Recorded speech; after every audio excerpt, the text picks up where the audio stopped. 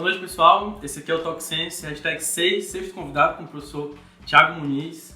Ele é meu vizinho, gente, foi bom recebê-lo aqui em casa porque ele é a pessoa assim, referência aqui na nossa cidade, no segmento da educação, né, professor? Então, que honra ter o senhor aqui comigo, né? Uma pessoa gigante aqui em Cruzeiro do Sul. E seja bem-vindo. Eu que agradeço pelo convite. Estou muito lisonjeado, para falar a verdade, né?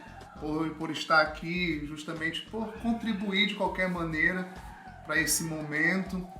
E eu espero que o nosso bate-papo ele seja bem positivo mesmo, sim. Né? Eu estou bem confiante em relação a isso. A ideia do quadro é a gente tem muitas pessoas aqui em Cruzeiro que são referência no segmento de educação, esporte, cultura, nos diversos segmentos que precisam ter esse reconhecimento. A gente não trabalha muito a mídia aqui em Cruzeiro, mas esse é mais a minha ideia, sabe, do canal. Então, o senhor veio... Eu conheci o senhor através acho que da igreja, primeiramente, né? A gente frequentava a mesma igreja, mas o senhor foi minha referência na escola de educação. Minha mãe trabalhou lá com o senhor no Cristiano Cruzeiro e desde aí eu fui acompanhando o senhor assim, indiretamente, mas acompanhei, né? O senhor sempre se dedicou a um dia querer fazer parte da educação, tipo, tá lá na frente, dando aula, até chegar à gestão de uma escola. Na realidade é assim, desde criança que eu já brincava de dar aulas, né? Brincava de aulinha com os meus primos, sim. Primas também. Tanto é que, só para você ter uma ideia, eu estudava mais ou menos a 3ª série e eu tinha primos bem menores do que eu e eu consegui alfabetizar 2 deles. Eu consegui ensinar, eles aprenderam a ler comigo, né? E eu, na época, tinha o quê? Em torno de 9, 10 anos de idade. Então, veja bem, até hoje as minhas tias, por exemplo, quando comenta, minha tia fala o seguinte, ela perguntava pra mim, e aí, você vai ser o quê quando crescer? Eu falava, eu quero ser professor. A resposta tava lá, já. Aí elas diziam assim, né, não vai ser professor, não, tem que ser de outra... Porque a minha família toda, na realidade, ela é da área da saúde. Sim. Todos trabalham na área da saúde, né? Tanto tio como tia, pai, mãe, irmãos, todos são da área da saúde e eu fui a única ovelha negra, né? Que veio para a área da educação. Tanto mas eu também tenho uma outra tia que é professora, mas assim, é um ou outro que se salva na área da educação. A maioria é da área da saúde. Então, eu com essa idade, mais ou menos, eu já brincava disso. Foi tanto que eu tive a opção de escolher na época, porque lá em 1900 e lá se vai, você sabe que tinha 3 cursos de ensino de 2º grau aqui, era o formação, que na verdade era chamado de científico na época, aí tinha o magistério e o curso de contabilidade. Eu escolhi fazer magistério, que na realidade era lá no Flodoardo Cabral, que foi justamente no ano de inauguração da Dom Henrique Ruth, muitos alunos saíram do Flodoardo Cabral, formação e contabilidade foram para Dom Henrique Ruth, e eu preferi estudar no Flodoardo na época, já foi escolha minha mesmo por completo. E aí, fiz o 1º, 2º, 3º ano de magistério, eu tinha a opção, por exemplo, de fazer o curso de enfermagem para Rio Branco, mas aí eu decidi que não, que eu tinha que fazer o curso para cá. E na época só tinha 3 faculdades, que era o curso de letras em inglês, letras português e pedagogia. Era bem escasso aqui, né? Era bem escasso, letras português eram 40 vagas, pedagogia 40 e inglês 20 apenas. E você tinha que idade nessa época? Eu tinha 17 anos. O que se põe muito em jogo assim na família é a questão financeira, né? Tipo, também não vai ser esse professor não, que e naquela época o professor era muito desvalorizado, né? Não trabalhou. Isso. O professor recebia pouco, era muito desvalorizado, atrasava salário, enfim, era uma história muito triste, né? Então, por muito tempo de luta, aconteceu aqui em nosso estado assim, uma certa valorização do profissional de educação. Sim. E aí, veja bem, quando foi justamente nessa época aí, eu fiz o curso de magistério, quando terminei, fiz uma viagem missionária, fui para o MOA, E nesse momento eu estava orando, né? Senhor, eu quero que o Senhor me ilumine mesmo para saber para que caminho eu vou, porque nessa idade de 16, 17 anos a gente fica com muitas dúvidas. Muita coisa na cabeça. E eu tinha a opção realmente de fazer para enfermagem. Eu tinha duas. Só queria um pouco também, tipo. A questão de família. Naquela época o curso de enfermagem só tinha o curso mais concorrido de Rio Branco, era enfermagem e direito. Sim. Então era status, né? Fazer enfermagem naquela época. E aí eu viajei pro Moa, né, num projeto AMD, da igreja até. Passei 15 dias no AMD. Nisso, orando, pedindo a Deus sabedoria e tal. Quando eu chego de viagem, o meu irmão fala o seguinte: eu te matriculei para fazer o vestibular. Aí eu falei: me matriculou? Como assim matriculou? É porque saiu de graça aí umas inscrições e eu aproveitei e fiz a tua inscrição. Aí eu perguntei: tu fez a minha inscrição para quê? Porque se eu fosse fazer para cá, eu iria fazer para pedagogia. Sim. Porque na época o curso de pedagogia ele formava diretor e supervisor, né? E aí eu tinha essa opção. Aí eu perguntei: tu me inscreveu para quê? Para letras, português. Eu fiquei mole. Porque era um curso assim, eu gostava muito de literatura. No ensino médio eu era um excelente aluno de literatura, mas as exatas é que eu gostava mais. Matemática, física e química, eu sempre fui muito bom nessas matérias. Português não era lá essas coisas não, eu ficava na média sempre. E aí, quando eu cheguei, meu irmão tinha me inscrito e já estava sem jeito. Porque eu não tinha mais como refazer. Ia perder o ano, né, também? Justamente. Aí eu fiz muitos pontos. Se eu tivesse feito, por exemplo, para enfermagem, para Rio Branco, eu teria passado com a pontuação que eu fiz e fui aprovado para letras. Fiz o curso, gostei do curso, muito bom, me identifiquei. E a partir daí, no primeiro ano de faculdade, já comecei a trabalhar como professor e pronto, né? Qual foi o seu primeiro ano? Primeira escola que você atuou como professor? Eu trabalhei como professor, primeiramente, num programa chamado de Alfabetização Solidária. Era um programa que a gente recebia uma bolsa de R$120 por mês. Olha.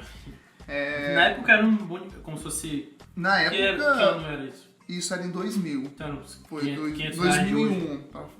Eu acho que sim. Mas não era lá essas coisas assim, de salário. Na época era R$120. E quando recebia, porque atrasava muito, né? Então eu fiz tipo um concursozinho, né? Era uma provinha de matemática e uma provinha de redação. E os alunos aprovados, que foram em torno de 12 ou 13 pessoas, eu nem lembro mais a quantidade, tinha que fazer um curso em Curitiba. Aí, interessante que eu nunca tinha viajado, tinha saído de Cruzeiro do Sul para nenhum lugar. E eu já saí de Cruzeiro do Sul e fui direto pro grande centro, né? Sim. Aí nós ficamos lá junto com a turma de Cruzeiro do Sul em torno de 15 dias, mais ou menos, fazendo esse curso. E quando nós retornamos, fomos trabalhar com adultos, com idosos. Foi a minha primeira turma. Quanto tempo você passou lá? 6 meses. Ah, não, em Curitiba? Sim, Curitiba. 15 dias. Só 15 dias, aí mais Só um 15 curso. dias. O curso para trabalhar com esses adultos, que eu tive que trabalhar com eles, alfabetizado, durou 6 meses. Aí na época o prefeito, era o César Messias, se eu não me engano, ele já aproveitou nós que tínhamos trabalhado com a alfabetização. Sim. Aí nós tínhamos que continuar com a mesma turma, trabalhando com o curso de elevação básica, que era justamente para trabalhar de primeiro à quarta série na época. Fazer a elevação básica desses mesmos alunos. Então eles foram alfabetizados e tinham que continuar os estudos, né? E aí foi o meu primeiro contrato com a prefeitura de Cruzeiro do Sul, né? Aí de 120 passou, se eu não me engano, foi para R$450, já era um bom salário na época para mim, jovem, que tinha 18 anos, na época já representava muita coisa, né? Você já deixou de acreditar assim no início por conta porque na época não era valorizado, nem o salário também correspondia, né? Em algum momento você desanimou, falou assim, poxa... Não, porque quem tinha nível superior já ganhava um pouquinho melhor, né? Quem tinha nível superior. Então a minha meta era justamente terminar logo a faculdade, não desistir, né? E na época, fazer... Não que hoje não seja também difícil, mas na época a faculdade era muito rígido. Eu lembro que havia pré-requisitos. Hoje não tem mais praticamente pré-requisito dentro da universidade. Mas antes, tipo, se eu ficasse reprovado em uma disciplina no primeiro período, atrasava todos os outros. Assim, porque... hoje em dia tá muito mais aceitável, né? Não mais contornável. Não existe mais, assim, praticamente, se eu não me engano, não existe mais, assim, esse pré-requisito que uma disciplina leva para outra, Sim, enfim. sim. Então, nessa época, era aquela coisa muito tensa, sabe? Você tinha que terminar. E, de qualquer maneira, eu fui, assim, dentro da minha família, por parte de mãe, por parte de pai não, que eu tive outros primos, tal, que se formaram no nível superior, mas era 2 ou 3 ali. Mas por parte de mãe, eu praticamente fui um dos primeiros a me formar. Então, foi algo assim muito importante para a família, representativo, né? Pessoa com diploma, né? Com diploma, faculdade. Terminei a faculdade, já passei para a especialização também, tudo e já tudo atuando, já, né? Tudo atuando, já como professor, enfim. Então essa que é a minha história, né? Até chegar hoje. Aí depois, sim, aí em 2007, você falando aí que lembrava de mim, mas em 2007 eu lembro de você lá no Tostão Cruzeiro. Sim, eu na época lá. que era particular. Eu fiquei 1 ano ainda quando a escola era particular. Você estudava na classe de alfabetização.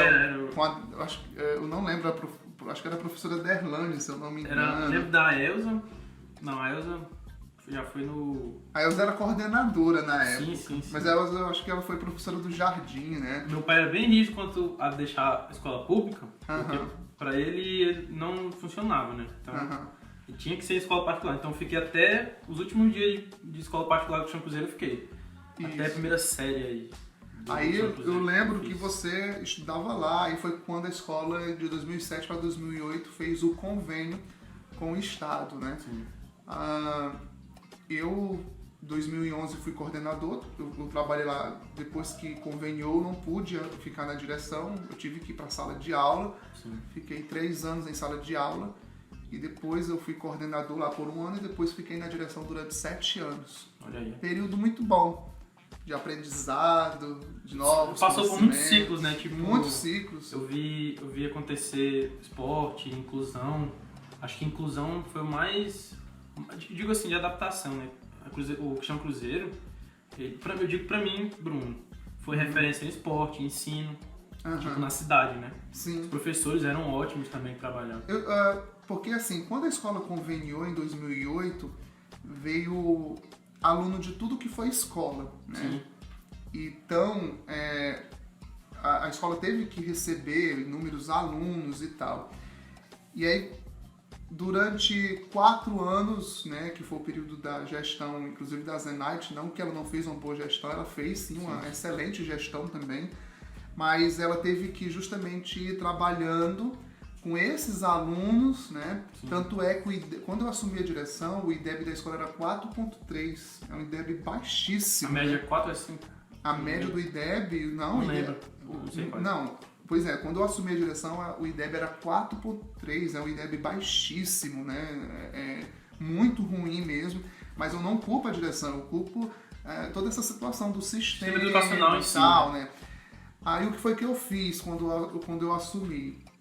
A primeira coisa que eu pensei foi eu pegar aquele professor, por exemplo, que é muito bom na alfabetização e justamente colocar nas primeiras séries. Então eu fiz todo esse remanejo de professores e tal, e eu comecei a convidar professores também de referência, que eu sabia que tinham um bom trabalho, fiz inúmeros convites para professores, e aí eles foram entrando na escola, se adaptando ao meu estilo de trabalho, e quando eu saí da direção, o IDEB de 4.3 passou para 6.3.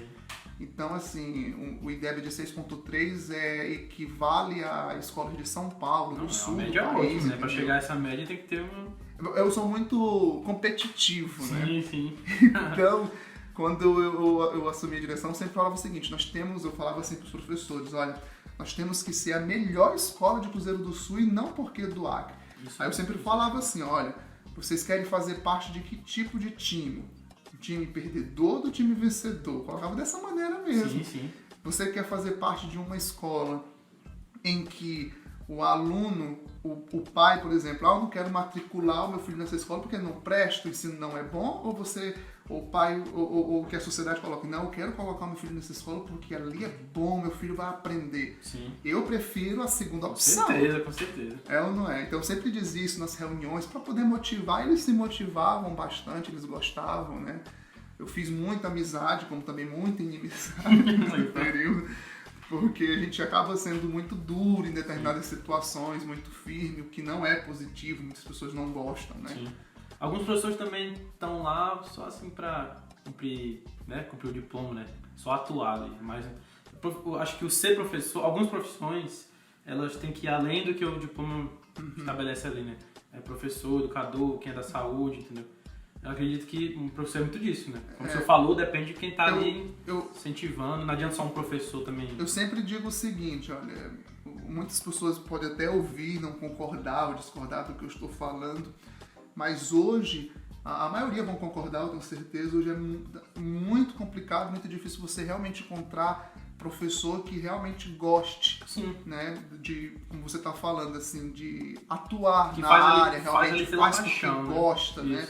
Tem muita gente que vai mesmo só pelo dinheiro e não faz um trabalho de excelência, não faz um trabalho de qualidade. E quando a gente começa a cobrar, ver que realmente a educação não é só ir lá, fingir que está dando aula, para o aluno fingir que está aprendendo, que tem toda uma técnica e tal, para a pessoa estar atuando, muita gente desiste. Não tem um planejamento, né, antes de cada bimestre. Justamente, a pessoa fala o seguinte, eu não quero isso pra minha vida não, aí desiste. Nossa, mesmo. É triste isso, né, tipo, ver que alguém tá ali, principalmente quando a gente tem, tipo, se eu tenho filho, né, fala, poxa, vou colocar meu filho na escola e que o professor, se eu conheço o professor, eu falo assim, o professor não tá nem aí, tipo isso. Muitas das vezes eu chegava pros professores e falava o seguinte, olha gente, você vai querer, imagine o professor falar determinadas coisas pro seu filho, você iria gostar? Não, então é a mesma coisa, então a gente também tem que se colocar na parte do outro, né? Essa palavra que as pessoas utilizam muito hoje é empatia, né? Empatia, se colocar na vez do outro, sim, né? Sim. O senhor, então, muitas vezes já se viu obrigado a falar com o professor nessas situações, tipo, ver que o professor não está rendendo ali para os seus alunos? Sim, isso daí, como estou falando, a gente faz muitas inimizades, né? Teve situações de o professor ser devolvido para a secretaria, de estar conversando, às vezes não se adequar ao sistema da escola. Tem uns que até, a maioria das vezes era assim, a maioria das vezes as pessoas a gente nem chegava a devolver o professor para a secretaria. A maioria das vezes a pessoa pedia para sair. Sim, não. Né? Porque se não se adequava às regras da escola, né? Mas eu acredito que, assim, todo mundo gosta de regras. Sim. Aluno gosta de regras. Eu sempre trabalhei em escola. Eu acho que é isso que conta. A minha formação foi sempre em escola muito rígida, né? Eu estudei, por exemplo, no Instituto Santa Terezinha até a 4ª série, muito rígido lá. De lá eu fui pro Craveiro Costa. Na época do Craveiro Costa era na época que o diretor era o seu Siqueira. Uma figura assim conhecidíssima na nossa cidade também. Na época dele a escola era bem rígida. Eu morria de medo dele, geral, por né? exemplo. Era bem... Então a minha formação educacional foi sempre escola desse tipo. Sim. Depois de lá, depois disso eu atuei como professor na escola presbiteriana, que é uma escola muito rígida também. Depois da escola presbiteriana, eu trabalhei no Instituto Santa Terezinha, depois de como...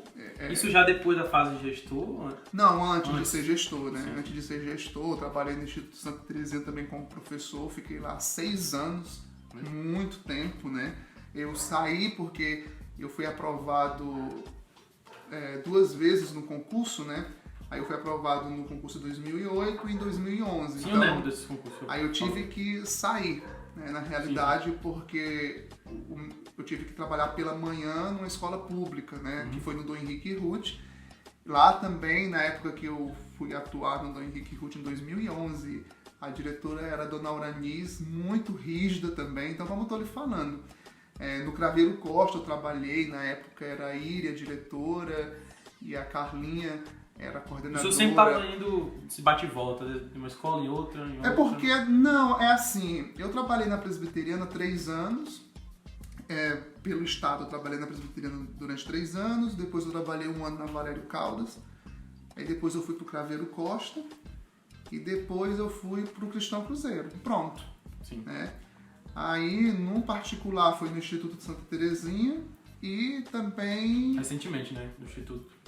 Foi de Eu tava lá quando o senhor foi, chegou? não, foi 2006 a 2011 isso. Ah, tá, não. Tem falando ainda antes. Aí, quando foi em 2012, eu passei no concurso e fui pro Dom Henrique. Aí depois eu fiquei só no Cristão Cruzeiro. Fiquei lá durante 7 anos no Cristão Cruzeiro, né? Aí no Instituto, por exemplo, na atualidade, hoje eu tô lá trabalhando com redação, com os alunos, né, tal, preparando para o Enem, O senhor tem uma história na redação, né? Tipo, o senhor foi corretor, se eu não me engano. Assim, a redação do Enem, a gente tem que fazer curso, né?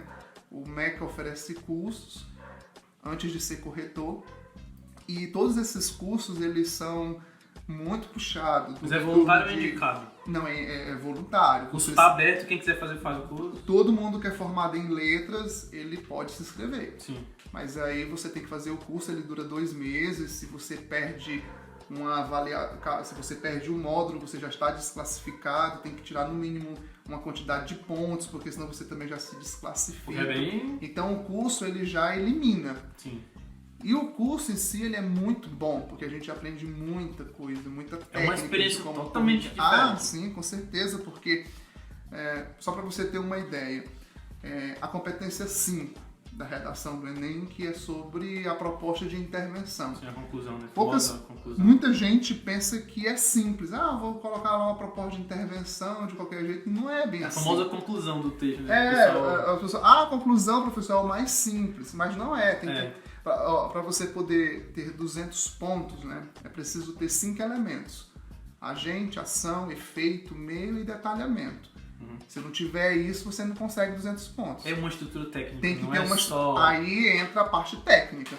Aí uma coisa que eu ensino para os alunos quando eu vou trabalhar redação, olha, eu passo temas, nós vamos hoje aprender a fazer só conclusão, por exemplo, porque a conclusão tem que ter uma estrutura, tem que ter uma técnica, e depois que a pessoa aprende pode ir brincando, colocando um desses elementos na frente, atrás, enfim, vai fazendo toda essa brincadeira. Ali pra... Não, de jeito nenhum. Mas uma coisa que eu sempre falo, tem como tirar notas boas? Tem. Porque a competência 2, você consegue 200 pontos tranquilo. Porque tem que ter repertório. O repertório tem que ter 3 pontos, que é adequado ao tema, legitimado e produtivo. Se tiver isso, conseguiu 200 pontos. Sim. Competência 4. Fala lá na cartilha que você tem que fazer uso de mecanismos de coesão, de uma diversidade de mecanismos de coesão. O cara tem que ter um leque de elementos coesivos, de referência, enfim, não repetir. Eu sempre falo, não repita, que é o melhor. Aí você fala, professor, repetir como assim, ó? Eu sempre percebo nas redações que os alunos gostam de repetir, porém.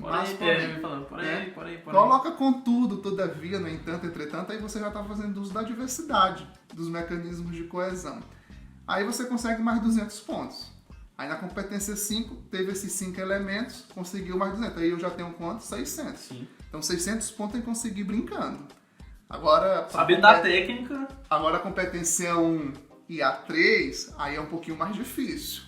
Entendeu? Sim. Porque a 1 depende de erros, ortografia, os desvios. Na verdade, lá no manual nem fala de erros, fala de desvios, né? Aí são 200 pontos aí que é mais difícil de você conseguir. Que isso aí eu acho que tem mais na prática. Acho que quanto esses dois, né, especificamente, é mais na prática do que só estudando. Só estudando. A pessoa vai ter que ver o que ela está escrevendo várias vezes. Por exemplo, eu percebo que muitos dos erros que os alunos cometem é vírgula. Tem aluno que, por exemplo... a pausa na respiração. Separa sujeito de verbo, né? Nossa. Aí eu vou e corrijo e falo, nunca, jamais separe sujeito de verbo, gente. Aí tem gente que... Os adjuntos, né? De tempo, modo, de lugar... As pessoas às vezes esquecem de colocar a vírgula, falam, aí já tem que colocar porque são termos acessórios. Sempre que faz a referência tem que colocar, né? Então assim, a pessoa tem que aprender um pouco de análise sintática também.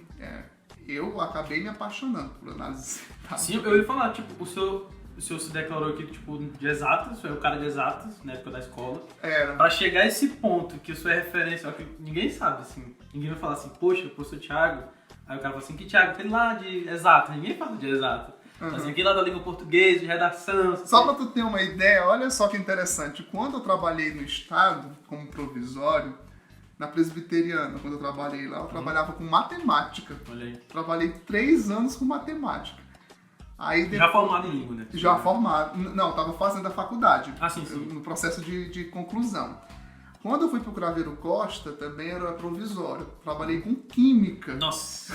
Já nasceu ensinando química, isso é um barato. Trabalhei química lá no Craveiro Costa, né? Eu vim trabalhar com língua portuguesa no Instituto e depois no Cristão Cruzeiro. Anos depois já, sabe? Então, só pra te ter uma ideia como era meio tenso. Mas eu sempre, como estou lhe falando, eu sempre fui muito bom aluno nessas matérias. Agora, como sair de um extremo e ir para o outro, né?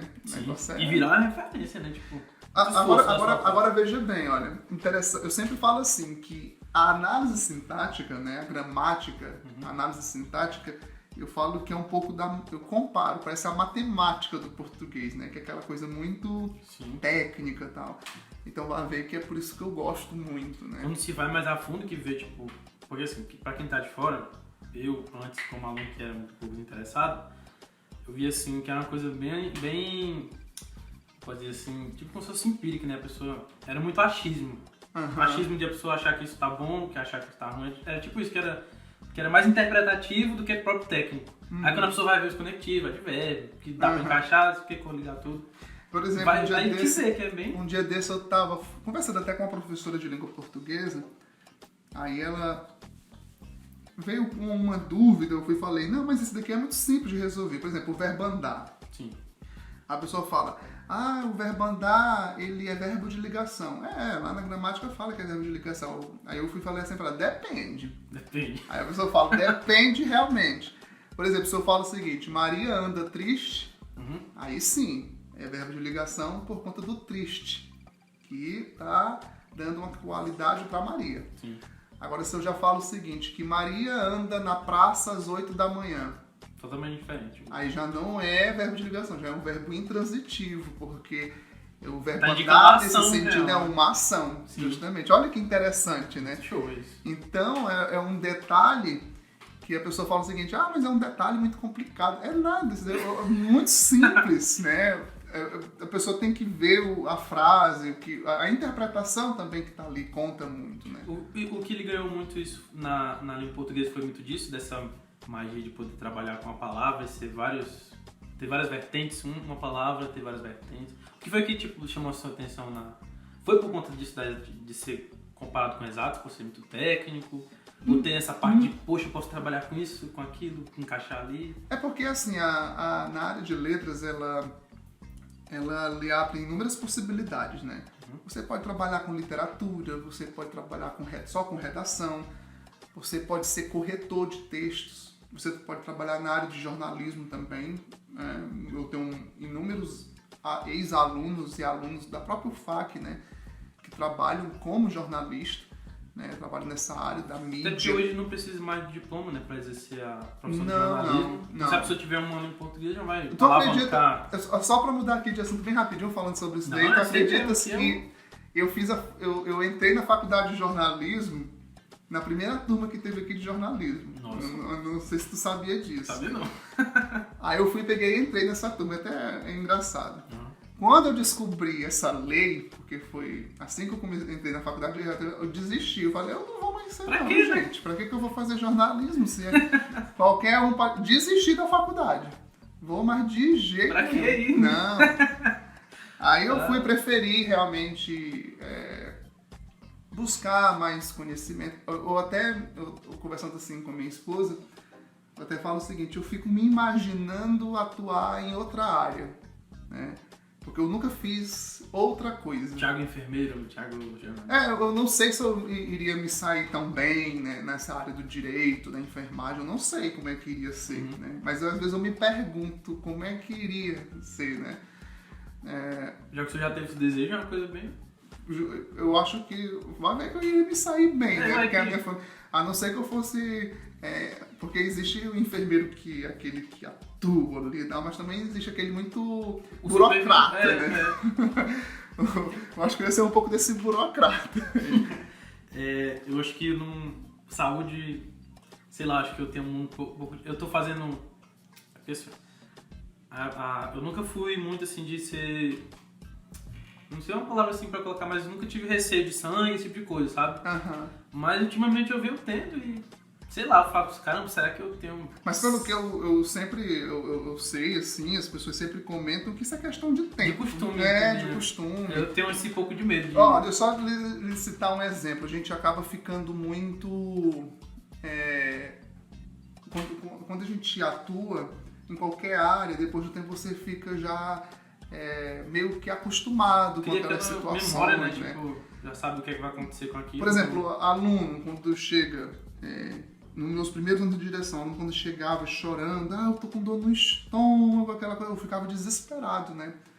Pelo amor de Deus, esse menino tá com dor de barriga, não sei o que, tá com dor no estômago, a gente tem que resolver, ligar pro pai, aquele desespero. Depois de um tempo, a gente vai ficando meio que, né? Aí eu falava assim, olha, meu filho, vamos lhe dar aqui esse remedinho.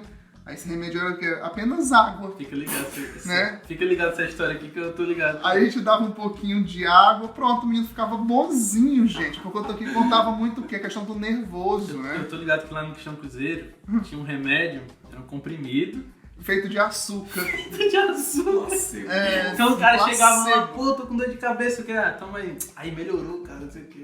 Agora quando não ficava, aí quando falava, e aí, melhorou? Não melhorou. Aí sim, né? A gente já sabia que realmente, mas...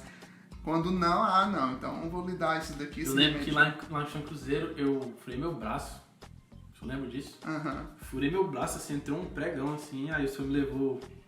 Foi. É muito louco isso. Mas aí, ó, tipo, isso daí eu não fico nervoso mais com essas situações, entendeu?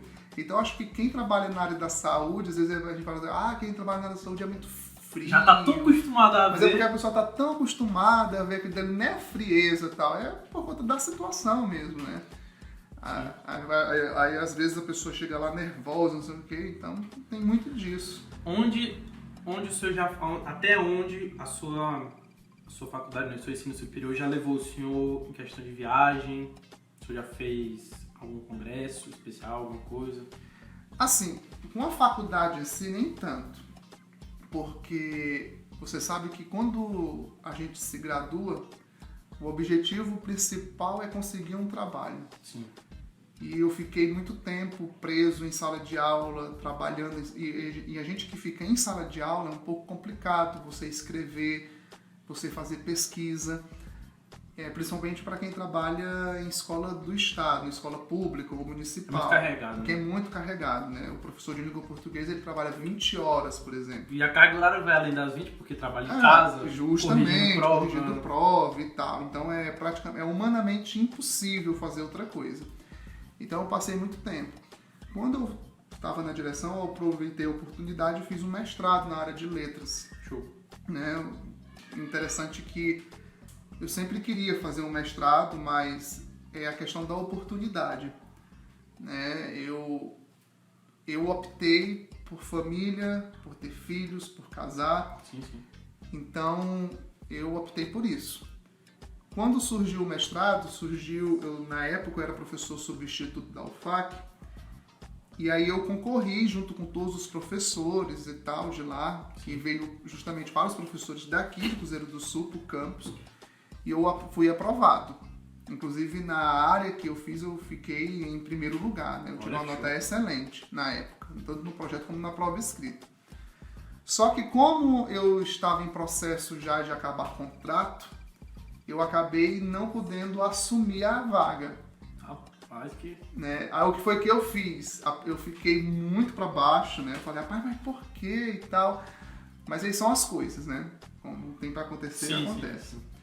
Aí saiu o edital, porque esse programa é o mestrado em linguagem de identidade. É o programa que tem na UFAC no campus sede, em Rio Branco, né?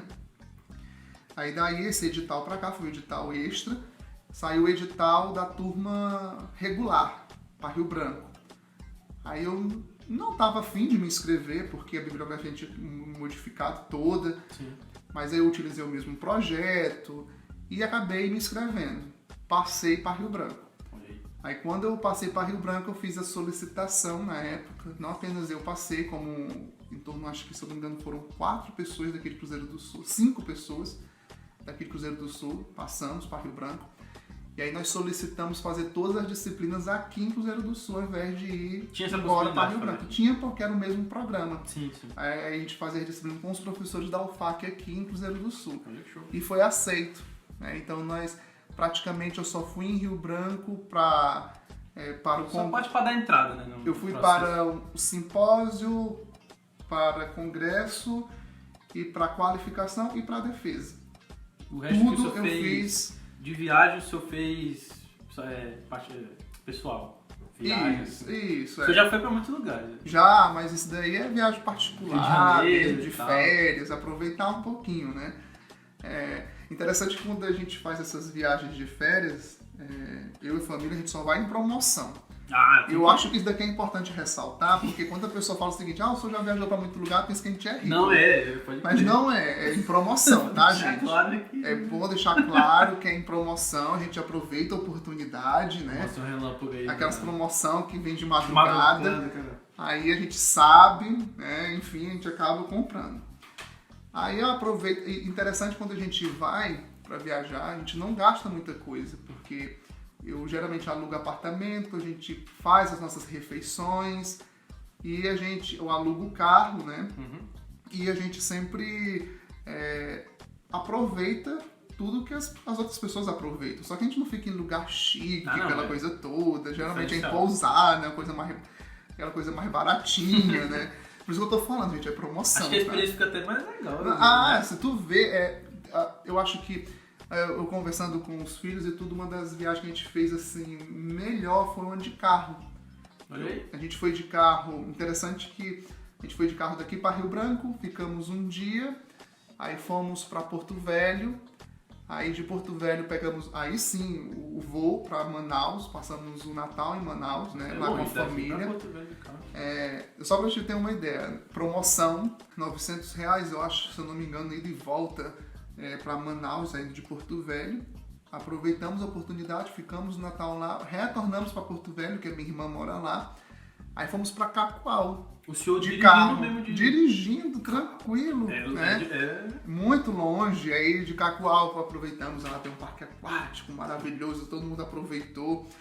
É interessante que a AXA, por exemplo, eu perdi a AXA de vista, né? Ela já tinha uns 3, 4 anos? Deixa eu ver, ela tinha 5 anos. 5. Aí deu fé, eu falei, cadê a AXA? Ela falou, tá ali no brinquedo. Ela já tava Nossa. descendo aqueles escorregadores enormes, né? Aí eu falei, não acredito não que ela tá ali. Aí ela já tinha descido já outras vezes. Aí quando eu fui ver, cadê a AXA? Cadê a AXA? A gente atrás da AXA. Sim. Aí tem aquelas piscinas, tipo correnteza, né? Não. Sintética. Aí eu falei, eu tenho pra mim que ela tá aí. Aí eu fui nessa correnteza atrás da AXA. Aí nessa correnteza tem tipo uma gruta que a água passa por baixo e ela tava na boia, deitada, na gruta, ela com 5 anos. Sozinha no meio Aí da eu fui e falei, Axel, tá fazendo o que aí, Axel? Eu doido atrás de ti? Ela falou, eu tô só relaxando, pai. 5 dias, né? E eu, mas a Elida doida atrás dela, né? Daí tu tira. Mas excelente. O relevo, por exemplo, a gente vai analisando o relevo. Bacana demais isso. De Cruzeiro do Sul para Tarauacá tem um relevo. É muito lindo. De Tarauacá já para Rio Branco tem um outro relevo. De Rio Branco para Porto Velho outro. E de Porto Velho para Cacoal outro, completamente diferente. Analisar isso é bacana. A gente vai ver a linguagem, por exemplo, o sotaque do povo. Até Porto Velho a gente percebe que se parece um pouco com o nosso. Sim. Mas já de Porto Velho para Cacoal é completamente diferente. Inclusive, às vezes eu ia falar com as pessoas, aí me dá vontade de rir, justamente. Já foi pro Nordeste? Já, pro Nordeste. Nossa, o Nordeste é difícil demais, cara. A galera fala muito engraçado, cara. Não é querendo, né, lógico, mas a gente fica se segurando, né, pra... Interessante é que Pra gente, a gente não tem sotaque, né? Mas eles acham, eles falam que a gente tem, é muito forte. A gente chia um pouco, eu percebi isso assim, às vezes falando sozinho. Eu percebi que a gente chia algumas determinadas situações. E nós somos fanhos também, a gente fala pelo nariz, tá? Aí, ó, análise técnica. Se a gente falar dois, a gente fala dois, com S normal. Agora se falar 1, 2, 3 na sequência, a gente chia. Tem um xizinho mesmo, percebendo né? que a gente... Professor, se considerar fonética, existe algum sotaque correto no Brasil? Ah, tem nada, isso daí não existe. Acho que é mais... tudo, porque tem gente que acha que tem um sotaque melhor que o outro. Não, isso daí é bobagem. Um marco de oralidade, né? Não existe essa questão, fulano fala melhor, o sul é melhor, nada disso, né? Inclusive, a gente aqui no Acre, em Cruzeiro do Sul, a gente se acha... Que não tem. Acha que é o mais correto de todo o Brasil, né? Uhum. Só para você ter uma ideia, olha, eu sempre cito esse exemplo em sala de aula. Aqui em Cruzeiro do Sul, você pode perguntar para todo mundo. Aqui a gente fala língua portuguesa. Sim. Algumas pessoas em Manso Lima falam língua portuguesa. Não é que eles falam errado, mas olha só, é 45 quilômetros de distância. E já tem uma certa diferença. Né? O O fechado para o O aberto, portuguesa para portuguesa, né? Interessante. Eu fui para Taumaturgo agora em janeiro, fui ministrar 2 disciplinas lá. As pessoas em Marechal Taumaturgo, elas falam diferente de nós aqui do Cruzeiro do Sul. Eles têm sotaque. Olha essa variedade. Completamente diferente, né? A gente percebe esse sotaque, ele é diferente, palavras que eles falam que é diferente da gente. O senhor acha, tipo, que isso é a culpa de alguma coisa? Culpa, assim, que eu digo, isso é referência a alguma coisa? Tipo, consequência de algo, assim? O senhor tem alguma coisa que o senhor fala isso aqui? Eles falam assim por isso? Ou não, isso daí é questões históricas, cultural. Porque a gente tá tão próximo, né? Tipo, mas é um próximo distante, né? Tipo, Taumaturgo é um próximo distante. Você interior, assim.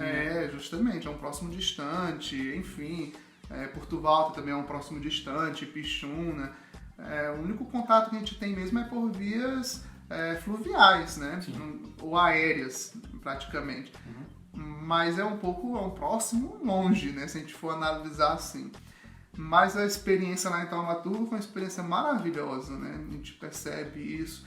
Eu não sei, tem a questão também indígena, né? As pessoas falam, em Taumaturgo tem muito indígena e tal. Não é por aí também. A gente percebe que pode ter essa influência também no linguajar, mas tem a questão cultural, como eu falei, histórica também. O que eu acho bacana, assim, que muita gente fala, que índio não era pra você chamar de índio porque tá usando internet, tá usando não sei o que. Eu acho que o que diz realmente da cultura de alguém é a linguagem, né? Eu acho que é o carro-chefe. O índio pode estar vestido como ele quiser, de smoking, de terno, mas se ele falar a língua dele nativa, pra mim ele é um índio. É uma das coisas que conta pra cultura de um povo, é justamente a história dela e a linguagem, né? A linguagem, ela faz parte. Não pode querer isolar um cara só porque ele é considerado índio, não vai ter internet. Inclusive até o próprio termo, né? Assim, o próprio termo índio é um termo pejorativo, né? Se a gente for analisar, porque é um termo exposto pelos portugueses. Que foi equivocado, né? Equivocado. Então, o termo, na realidade, que a gente utiliza mais é indígena. Né? Não pode. Eu falo sobre isso porque a minha dissertação de mestrado é sobre literatura indígena, né? Sim. Eu fiz toda a dissertação, a minha pesquisa é nessa área, né, de literatura indígena. Show. Agora, para o doutorado, por exemplo, eu já estou pensando em mostrar, que eu já estou praticamente com um projeto pronto, Sim. Que no mestrado, eu falei sobre literatura indígena, mostrei autores indígenas que escrevem para o público infantil, né, escreve para criança, também para adultos. E para o doutorado, meu projeto é como fazer com que professores trabalhem esses livros em sala de aula. Porque esses livros estão nas escolas. Livros feitos por indígena, mas a maioria deles estão escondidos, dentro das bibliotecas, dentro das estantes. Imagina a riqueza que esses livros não devem ter. Riquíssimos, né? E aí os professores às vezes só passam assim, porque vem para primeiro ou terceiro ano. E às vezes a maioria só fala o seguinte, eu quero que vocês leiam esse livro e pronto, não aprofunda, né? A maioria não vai ler. Então o projeto para o doutorado é justamente o meu tipo de pesquisa que eu quero fazer é pesquisação, né? Que é aquela pesquisa em que eu vou atuar, Que tem um eu vou resultado agir, físico ali, né? né? Justamente, dentro de uma escola ou duas, não sei. Sim, Ainda sim. estou pensando nesses detalhes. Mas como trabalhar esses livros, essa literatura em sala de aula, na escola dos não indígenas, podemos dizer assim. Sim. Justamente porque a maioria dos projetos trabalham nas escolas já indígenas, mas também e nas não indígenas. Que é o Como- que tinha que chegar, né? Também, né? Onde tem que chegar. Porque os livros estão lá, mas os professores não trabalham. É complicado, muitas das Nossa, é vezes. verdade. Aí, o senhor acha que o senhor já teve o seu ápice? O senhor já fez mestrado, né? Já. Tá fazendo doutorado? Não, ainda doutorado vai, ainda sim. não. Assim, é porque O senhor tá se planejando antes pra depois? porque eu tenho que fazer o projeto antes, Sim. estudar direitinho. Mas eu não fiz ainda o doutorado, não é porque eu não quis, né? Não é por... Como é que eu poderia dizer? Falta de interesse? Não é por falta de interesse, é porque eu quis dar um tempo mesmo. Precisa, né? porque Pra sair 100%... o mestrado ele suga muito da gente já. O doutorado são mais o quê? 4 anos de estudo, de escrita, suga mais um pouquinho. Então eu preferi O descansar doutorado esse é mais tempo. complicado, na minha cabeça, o mestrado. O mestrado dura 2 a 3 anos, o doutorado é de 3 a 4, né? Porque ali no mestrado a dissertação ela tem o quê? 100 páginas para você escrever e 3 capítulos. Uma tese de doutorado já tem que ter mais páginas, 5 capítulos, 4, Entendi. 5 capítulos, dependendo do programa que a pessoa vai estar fazendo. Então é necessário um pouquinho mais de estudo. Não, é de até bom, né? Pra não pesquisa. ficar uma coisa assim forçada, né? Aham. Não que forçado, né? Que o senhor tá fazendo por ser forçado, E mas... pra falar a verdade é assim, porque hoje eu tô lotado na UFAC, né? Sim. Mas na realidade eu sou professor do Estado. Então os meus contratos do Estado são cedidos para a universidade, né? Eu estou A trabalhando UFAC lá. requeriu o senhor pro senhor vir. Eu tô cedido lá, é uma sessão. Sim. Mas a qualquer hora eu posso voltar para o Estado de novo e atuar dentro do Estado. Mas assim, meu salário é do Estado. E pelo o plano de carreira, o doutorado ele aumenta o quê? 5% apenas. Já é. Não, Não, é pouquíssimo, Por né? se fosse Você, o doutorado. você né? passa o quê? 3 a 4 anos estudando Fora para aumentar o quê? 5%. É fora o retrocesso de irrisório. planejar os 4 anos. Aí, como eu falei até, eu tava conversando com ele, se for para me fazer, assim, é uma coisa mais de satisfação pessoal. Porque, Aí que o senhor acha que vai chegar no ápice, tipo... porque financeiramente não compensa, Assim. né? Mas, pra mim, olha, por exemplo, tava tendo, antes da pandemia, tava tendo concurso para professor efetivo da UFAC, né? Para professor mesmo, Sim. na área de literatura, inclusive. Eu não me inscrevi. Não é, Por quê? não é sua vibe da aula ainda. Mas eu não me inscrevi por quê? Porque no Estado, de qualquer maneira, eu já tenho uma carreira, entendeu? Eu já tenho uma carreira. O que? Eu tenho 2008, eu tenho 12 anos de contrato de um e 9 anos de outro, fora os anos que eu averbei.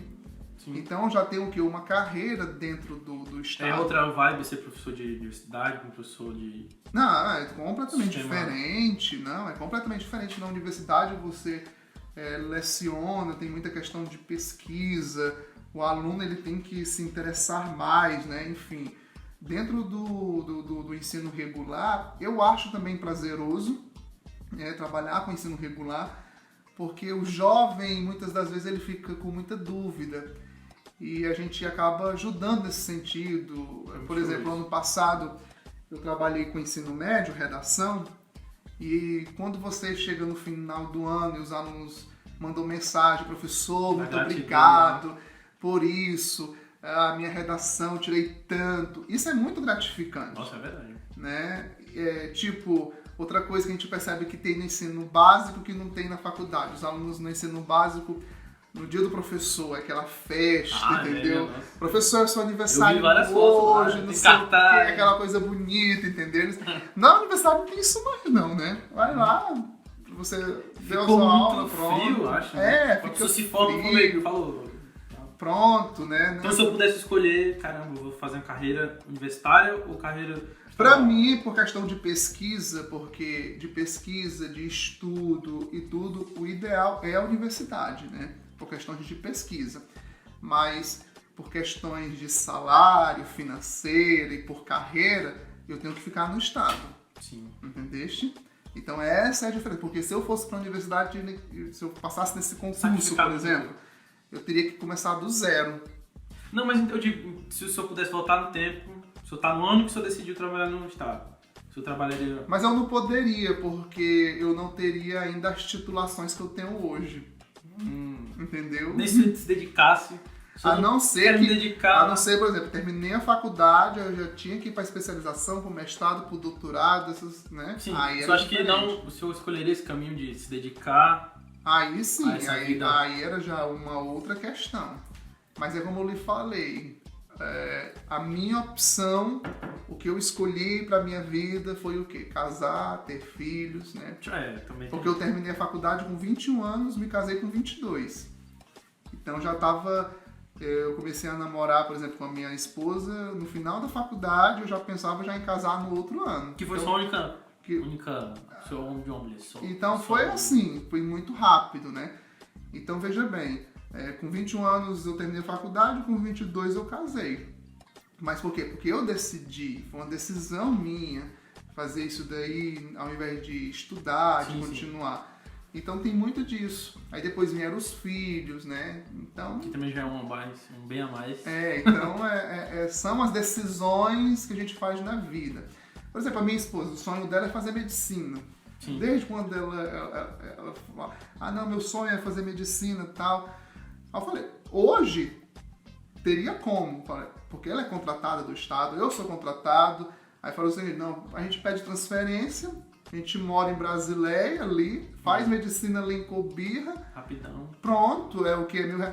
Tranquilo, mas qual é a nossa opção? Não, ela fala, não posso ir, eu não vou, porque esses sonhos, né, dela, por exemplo, já, se os filhos quiserem, aí sim. Atualmente não perderam mais o sonho, então, tipo, de ser... Não mais por conta que, tipo, praticamente a gente já tá contente, podemos dizer assim, já tá bem... com a estabilidade, com os trabalhos que nós temos, casa, então... a casa, inclusive, obra top. Pois é, então há uma estabilidade nesse sentido, né? Então a gente já fica feliz, né? Já agradece a Deus por tudo isso, né? Pra chegar esse nível teve um trabalho.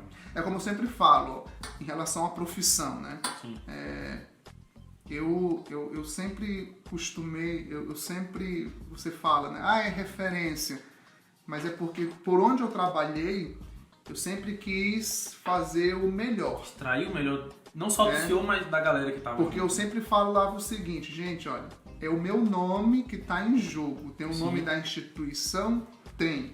Mas é o meu nome quanto profissional. Porque quando o aluno, quem foi o teu professor de português? De língua portuguesa? Não acho o nome da escola. Tiago, né? Acho o cara. Justamente. Foi o professor Tiago. Rapaz, pense numa bomba. Aí, já pensou uma coisa dessa? Eu falei, não, de jeito, não quero isso pra minha vida, não, né? Eu quero, justamente, como você falou, ser referência, mas nesse sentido. Então, por onde eu passei, eu sempre quis, assim, fazer o melhor. Não ser referência de segmento, mas de excelência, né? Não pelo trabalho em si, mas pela sua excelência no trabalho. Não importa se eu estivesse batendo martelo, se eu estivesse dando aula, se eu é esse cara que sempre quis, buscava excelência. Sempre quis fazer o melhor, por exemplo, ministério na igreja. Sim. Do mesmo jeito, entendeu? Eu sempre quis fazer o melhor. Hoje, com essa pandemia em casa, eu tô há 4 meses em casa, né, praticamente. Eu falando pra minha esposa. Isso era um cara bem ativo, né? Ministério. Eu trabalhava pela manhã, à tarde, era igreja à noite. De segunda a segunda. E era puxado, né? Puxado. Reunião de ministério, culto. Então era tudo muito puxado. Então você dá uma freada assim, foi brusco. O negócio é complicado. Aí, então, chegou a pandemia, a sua esposa é linha de frente, é da área da saúde. Uhum. Aí o senhor falou assim, agora pronto. O senhor ficou nervoso quando começou? No começo, sim. Demorou pra chegar aqui, né, inclusive. Demorou, aí no começo a gente ficava meio neurótico, né? Totalmente neurótico. Nossa, por conta que eu sou neurótico ao extremo, né? E aí eu fazia... Até para ir no supermercado, por exemplo, eu não ia no começo, né? Eu não saía de casa quando não. Aí, num belo dia, no mês de maio, eu não saía de casa para nenhum lugar para fazer, né? Fiquei doente de Covid. Sim. Peguei, né? Fiquei com Covid, justamente porque num determinado dia decidi sair de casa, me reunir com pessoas que não sabiam que Tirar estavam. esse peso, né? Porque a pessoa fica... Aí eu me reuni com pessoas que sabiam também que não estavam, né? Aí acabou... Aí acabou dizendo, aí um desses meus amigos, a gente se reuniu no domingo, quando foi na segunda ele começou a sentir os primeiros sintomas. Nossa. Aí eu já fiquei meio assim, né? Eu falei, não, mas deve ser dengue, a gente sempre vai colocando Sim, aquelas negativas, último... né? Ah, deve ser dengue e tal. E quando ele sentiu na segunda, esse meu amigo, aí passou terça, quarta, quando foi na quinta-feira, eu comecei a sentir os primeiros sintomas, que eram o quê? Não era febre, mas era uma certa dor de cabeça, aquele mal-estar. É sintoma de infecção viral, né? Tipo... É, justamente. Eu falei, deve ser uma dengue e tal. Aí quando foi na sexta-feira, pela manhã, eu senti dor nas minhas pernas. Dor forte mesmo, que eu não conseguia nem levantar da cama.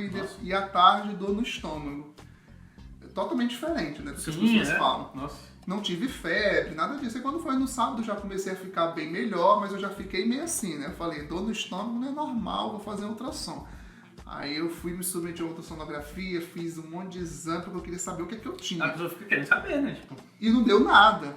Não. Nada interessante que não deu nenhum tipo de infecção, nada vezes nada. Aí quando foi no domingo, aí a questão do olfato. Aí começou, aí eu fiquei meio que desesperado, né? Mas aí tranquilo, porque eu pensei, deve ser rinite, porque eu sempre tive problema de rinite e tal, sempre dando essas negativas, essas desculpas. Aí passou segunda, terça, e quando foi na quarta-feira, fiquei bom da parte do cheiro, né? Voltou ao normal. Voltei a fazer os meus exercícios físicos na quarta, fiz na quinta, aí o meu amigo pega e me liga. Rapaz, Thiago, a fulana com que eu peguei, ela deu positivo o exame. Aí eu falei, então... Depois de ter passado o bagulho do...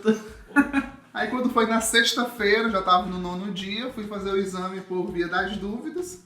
Fez teste rapidinho? Não, eu fiz no posto de saúde não, acabei fazendo na LabSul. Eu fiz logo de sorologia, né? Sim. Aí quando eu cheguei lá, fiz o exame. Deu positivo. Aí mas já tava totalmente... Tava no 9º dia. Você já... Aí eu tomei... Aí já tava bem melhor, né? Tinha começado a fazer exercício, mas aí quando você descobre que tá, o psicológico da gente acaba afetando. E foi logo o quê? No começo. Sim. E foi no auge, assim, de que tava todo mundo aqui era pegando. O pico que deu. Era, que todo mundo tava pegando. Teve inúmeros casos de morte de gente da minha idade que tinham morrido aqui no Mas você não tem algum problema sério de... Quando criança eu tive problema de asma, né? Aí eu fiquei meio que perturbado por conta disso. Com negócio de asma. Mas aí eu tomei todos os medicamentos direitinho. Quando foi... Aí completou os 14 dias. Fiz o isolamento dentro de casa, não tinha contato com nenhum dos filhos. Sim, aí a sua esposa, filho, você tem 3 filhos, né? Ninguém em casa pegou, só eu. Eu acredito, né? Sim. Mas assim, eu acredito que eles tenham pego, mas são assintomáticos, porque não tem nem lógica eles não terem pego. Mas a Elida chegou a ficar em casa isolada do trabalho, porque o ficou em torno de 7 dias. Acho que foi. Mas não sentiu nada? Não sentiu nada. E como eu tava sintomático, não tava sentindo nada, voltou a trabalhar. Aí como é que você fez? Você dormiu no sofá? Foi... Não, eu dormia com máscara. Eu tive que dormir de máscara. Aí na hora do almoço eu ficava só na parte de trás, na rede. Eu não tinha contato com as crianças. Na hora do almoço a Elida colocava, fazia o meu prato. Eu comia um pouco longe. Tinha só o meu prato, tinha só o meu copo. Era tudo assim. Fala pra nossa audiência que a gente tá com álcool gel. Tá? É verdade. Galera da audiência, a gente tá aqui numa distância considerável. A gente tem um álcool em gel, a gente tem uma pia bem aqui com todos os água, chá de sabão. boldo e andiroda também. Bebi muito chá de boldo. O senhor faz profilaxia hoje? O senhor toma algum remédio de profilaxia mesmo, tipo, querendo prevenir se vier pegar de novo? Não, porque assim, de qualquer maneira a gente cria os anticorpos. Então, essa questão dos anticorpos... Cria por um período. Porque aqui em Cruzeiro do Sul, no Brasil, até onde eu estava lendo, não teve nenhum caso de pessoa ter sido contaminada novamente. teve um caso que saiu no jornal, fulano foi contaminado, mas quando eu fui ler o depoimento do médico, que foi até um médico... Foi um médico, eu tô ligado. Aí eu fui ler o depoimento e eu falei, não, ele não foi contaminado, na verdade é que ele não ficou curado. Não foi curado. Tinha passado ficou 3, curado. 0,7, uma coisa assim. Aí ele foi fazer os exames, o IgG, né, que são Ainda os tava anticorpos, lá. ainda não tava lá. Então, na verdade, ele não ficou curado, né? Então, veja bem, é interessante que depois que eu recebi alta, ainda eu passei 14 dias, aí que eu fui ver a minha mãe, que eu fui Sim. visitar ela, né? Porque eu pensei da seguinte maneira, passar 14 dias, porque se algum dos meus filhos tiver pego, tem que passar pelo menos uns 14 dias sem... Então foi um mês praticamente sem ver ela, né? Que é o recomendado hoje pela OMS. O que eu via por ela era por mensagem. Teve um dia que eu tive que ir lá visitar, mas eu fiquei dentro do carro e ela do portão. Nossa. Né? Então são cenas assim um pouco complicadas, Que né?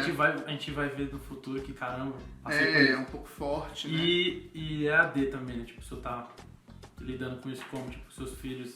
Essas aulas online, são as aulas remotas que a gente as chama, remotas. né?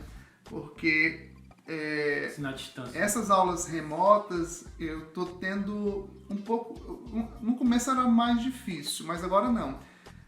Por exemplo, os meus filhos eles estudam no instituto, né? Sim. E lá eles têm aulas remotas todas as manhãs, são 2 horários, né? Então o que acontece? 7h30 começa a aula, a minha menina começa às 7h30, a menorzinha, a Axa, Sim. e os outros começam às 8 horas. A aula termina às 10h30. O Dudu já tá aqui. No 8º Oitavo ano ano. e a Letícia no 7º. Então eles têm aula mesmo. Agora é um pouco complicado porque você tem que estar de olho para saber se A realmente pessoa tá em casa. eles estão, por conta que às vezes eles ligam lá as câmeras, estão ouvindo o professor falar e tudo, mas Ou tá em casa, tá naquela... fica desatento e tudo, mas eu percebo que essas aulas remotas, porque antes era só videoaula. O professor gravava um videozinho, mandava para os alunos e tal, mas não tinha feedback, ele não tirava dúvida e tal. A aula remota é diferente, porque o professor está lá ao vivo. Se o aluno tem uma dúvida, ele questiona. Você acha na que hora. foi realmente necessário ter essas aulas?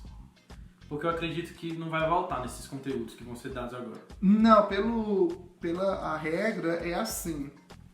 Tem essas aulas remotas, mas quando retornar às aulas presenciais, os alunos vão ter tipo uma revisão, né? Tá. Daquilo que foi visto para poder tirar as dúvidas ainda, né?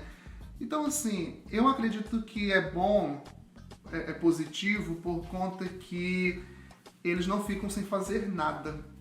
É muito difícil, né, pra uma criança. Justamente. Por exemplo, eu percebo esse período de pandemia, ou eles têm que ficar muito na internet, ou a gente tem que criar muita brincadeira. E aí você se diverte com a galera. É complicado, gente, não tem como. Então, assim, esse período de pandemia, essas aulas, elas vieram a calhar mesmo. Porque eles têm o que fazer, os trabalhos, as tarefas e o material, que a apostila é muito bom, né? Sim. Então, eles têm o que fazer, eles têm o que produzir. Então, nesse sentido aí, essas aulas, ela é bem positiva, né?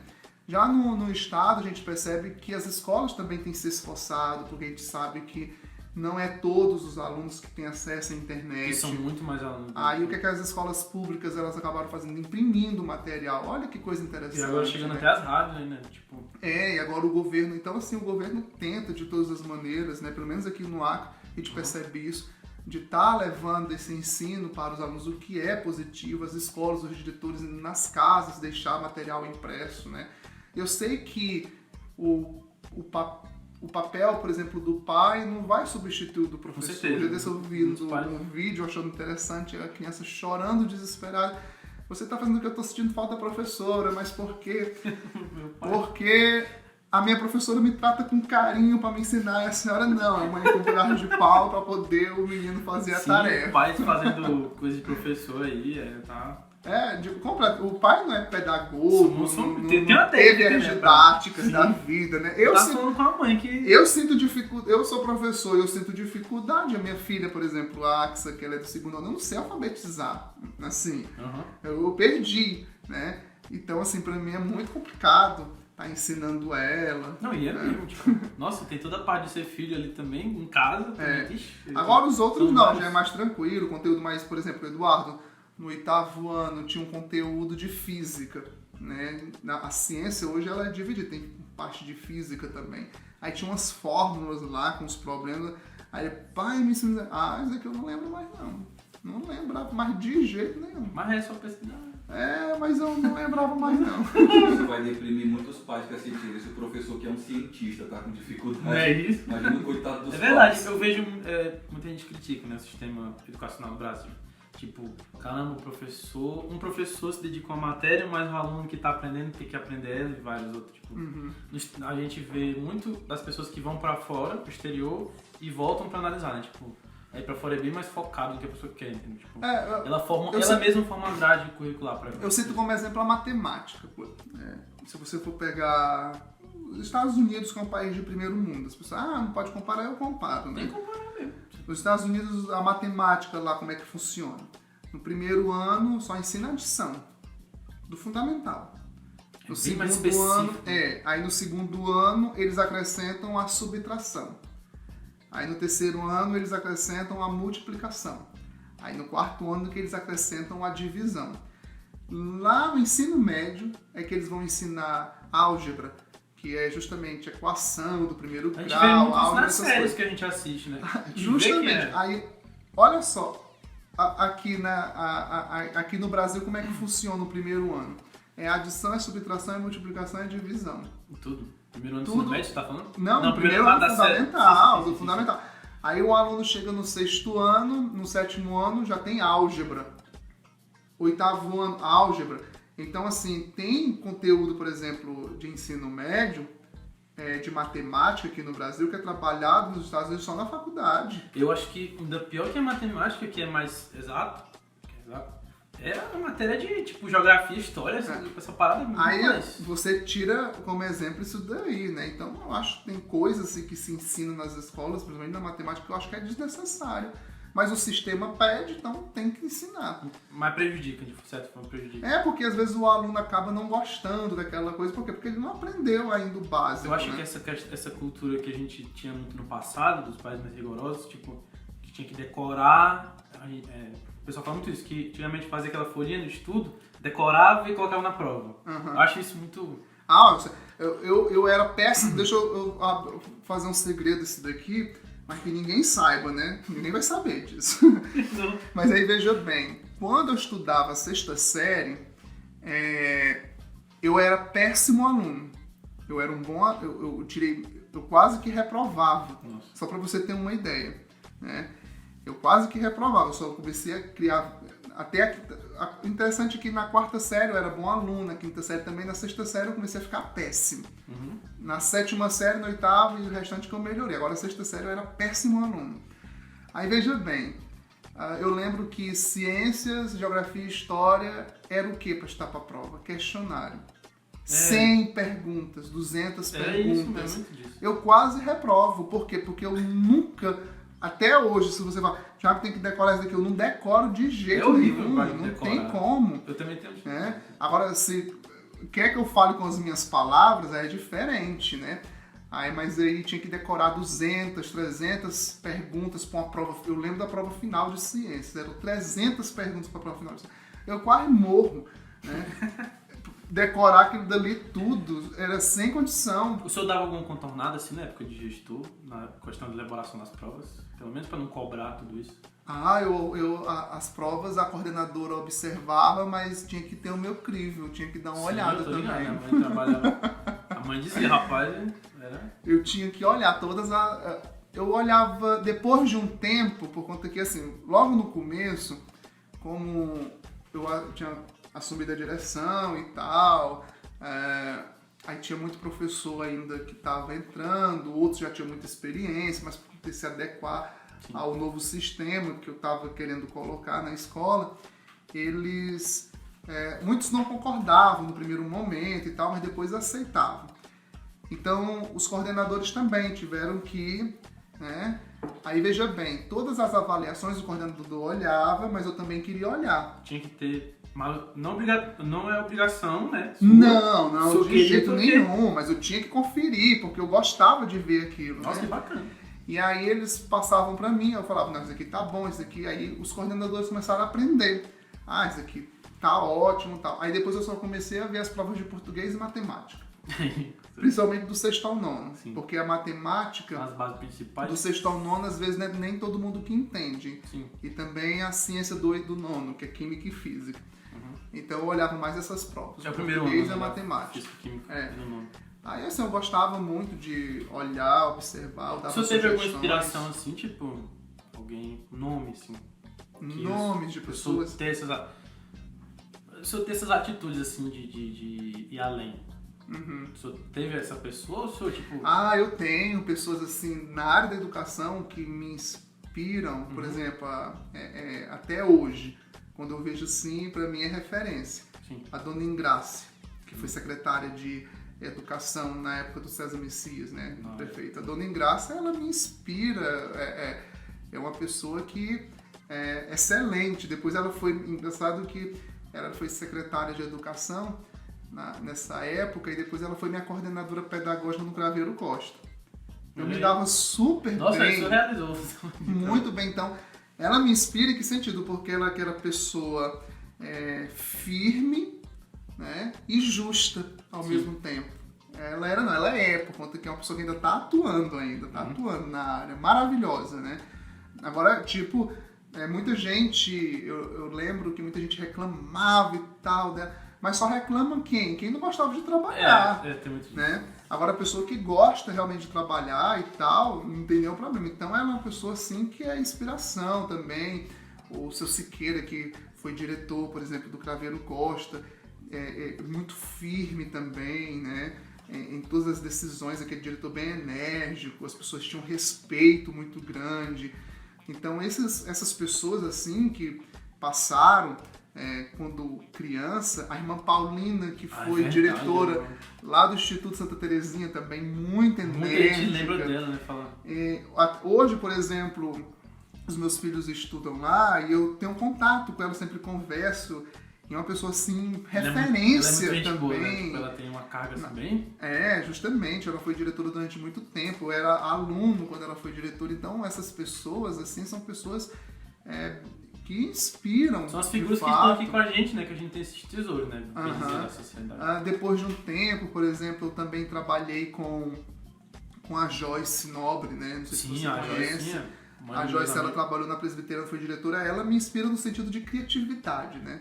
Uma pessoa muito altiva, que nunca tá criativa. Então eu lembro que quando ela foi ela ficou 1 ano e meio na direção, quando eu era professor lá, e ela muito criativa, ela era proativa mesmo, sim, né? Sim. Maravilhosa também.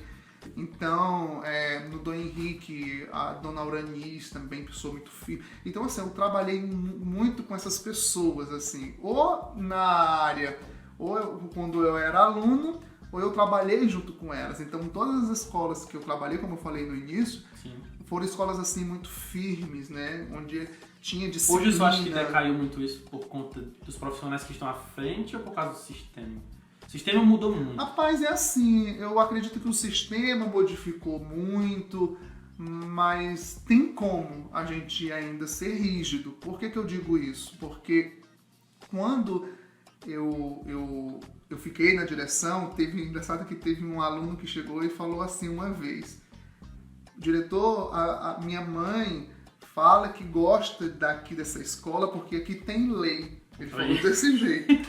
Eu entendi o que ele quis dizer com aquilo. Uhum. Ele quis dizer que é porque é uma escola que tinha regras, sim, horário para seguir, né? Tinha as punições. Tinha as punições.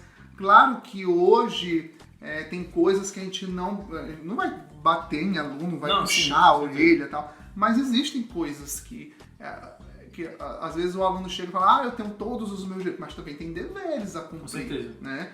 Tem conselho tutelar que nos ajuda, tem o próprio Ministério Público também, né? Que mas pode eu acho que a mudança do sistema que eu digo que foi muito mais moral da parte dos alunos do que da própria escola, sabe? Porque eu acredito que se o professor, se tivesse um aval para o professor ser rígido ali em todas as escolas, ele seria. Mas deixa eu só te dizer uma coisa, assim, olha, depende muito também do professor. Não estou querendo dizer que o professor é o culpado de tudo, não é isso. Mas vamos imaginar a seguinte situação. Aluno, quando não faz nada na sala de aula, ele vai fazer o quê? Ele vai bagunçar. Sim. Então, às vezes, Tinha situações assim, falta 10 minutos para tocar. Aí eu já vi alunos com a mochila nas costas. É cultura isso. Aí eu, sim, você não estão com a mochila nas costas. Ah, não, professor, diretor, é porque a gente já terminou o conteúdo. Não, tá errado. Ele tem que estudar até o último minuto. Por isso que vira bagunça. Então são esses os detalhes. Às vezes também, por exemplo, aí isso eu tiro como experiência própria, porque quando a gente está no início de carreira, a gente acaba não sabendo lidar com muitas situações. Então, eu fiz muito isso, discutir com o aluno. Quando eu estava no início. Hoje eu falo com propriedade porque o senhor viveu isso, né? Eu vivi isso. Então, por exemplo, um aluno falava uma coisa, aí tipo... Eu não sei se é porque eu também era muito jovem, eu tinha 19 anos. Também não cobrar tanto assim. 19 anos. Aí uma coisa que eu sempre falo assim, professor, não tem como você discutir com um adolescente, porque o adolescente ele não quer ficar por baixo nunca. Não vai, pra ele nunca vai. Nada, de jeito nenhum. Se você disser uma coisa, ele vai dizer 1000. Se ele responde até o pai e a mãe, imagina o professor ali, né? Então, às vezes, a postura do professor em sala de aula, tudo isso daí, ele é um ponto para poder ter disciplina. O professor é capaz de mudar a moral de um aluno sem ter ajuda dos pais, porque muitos alunos, principalmente na rede pública, é muito disso, né? Os pais não geralmente, mas uma boa parcela, são aqueles pais, assim, que não tiveram aquela educação refinada e tudo mais, que tem aquele tratamento com a criança, que a criança cresce com certo... Ele se espelha naquela pessoa, que não sabe falar muito bem, que a pessoa não sabe retratar. Mas deixa eu lhe dizer uma coisa, às vezes, o que acontece? O aluno, filho de um pai que não tem... Às vezes que não é alfabetizado, que não tem tanta cultura. Até dos mais ricos, a gente vê até dos mais... família rica, às vezes esses daí são os mais comportados, são os que querem mais do que, né? Mas eu entendi, assim... Se o professor tem essa capacidade de mudar... com certeza. Porque muita gente fala assim, o professor não ele não educa, ele ensina. É ruim essa frase. Não, é assim, essa frase é porque no Brasil... criou-se muito a cultura do professor ser o parente. É o tio, é a tia, é o professor que parece com o meu pai, é o professor que quer fazer o papel do pai, da mãe. Mas isso eu sempre digo que é uma cultura de desvalorização. Por quê? Porque se é um professor que parece com o meu tio, com minha tia, não tem um porquê de eu pegar e pagar ele muito bem. Porque ele é meu tio, ele é minha tia, né? Ele não é aquele profissional. Então, é uma cultura de desvalorização na realidade. Mas aí eu entendo, só pra você ver como é engraçado. Quando eu estava no início da carreira, eu dava aula para 5ª série. Aí um aluno, como é a questão de inexperiência, um aluno chegou e falou assim, tio, não sei o que, eu falei, epa, não me chame de tio, eu não sou seu tio, eu sou seu professor, bichinho. Aí traumatizei a criança, gente, mas hoje eu entendo que aluno de 5ª série... ainda chama de tio, de tia, por questão de carinho e tudo, mas não deixa de ter essa parte de desvalorização, né? Sim. Às vezes o pai mesmo incentiva, chama de tio, não.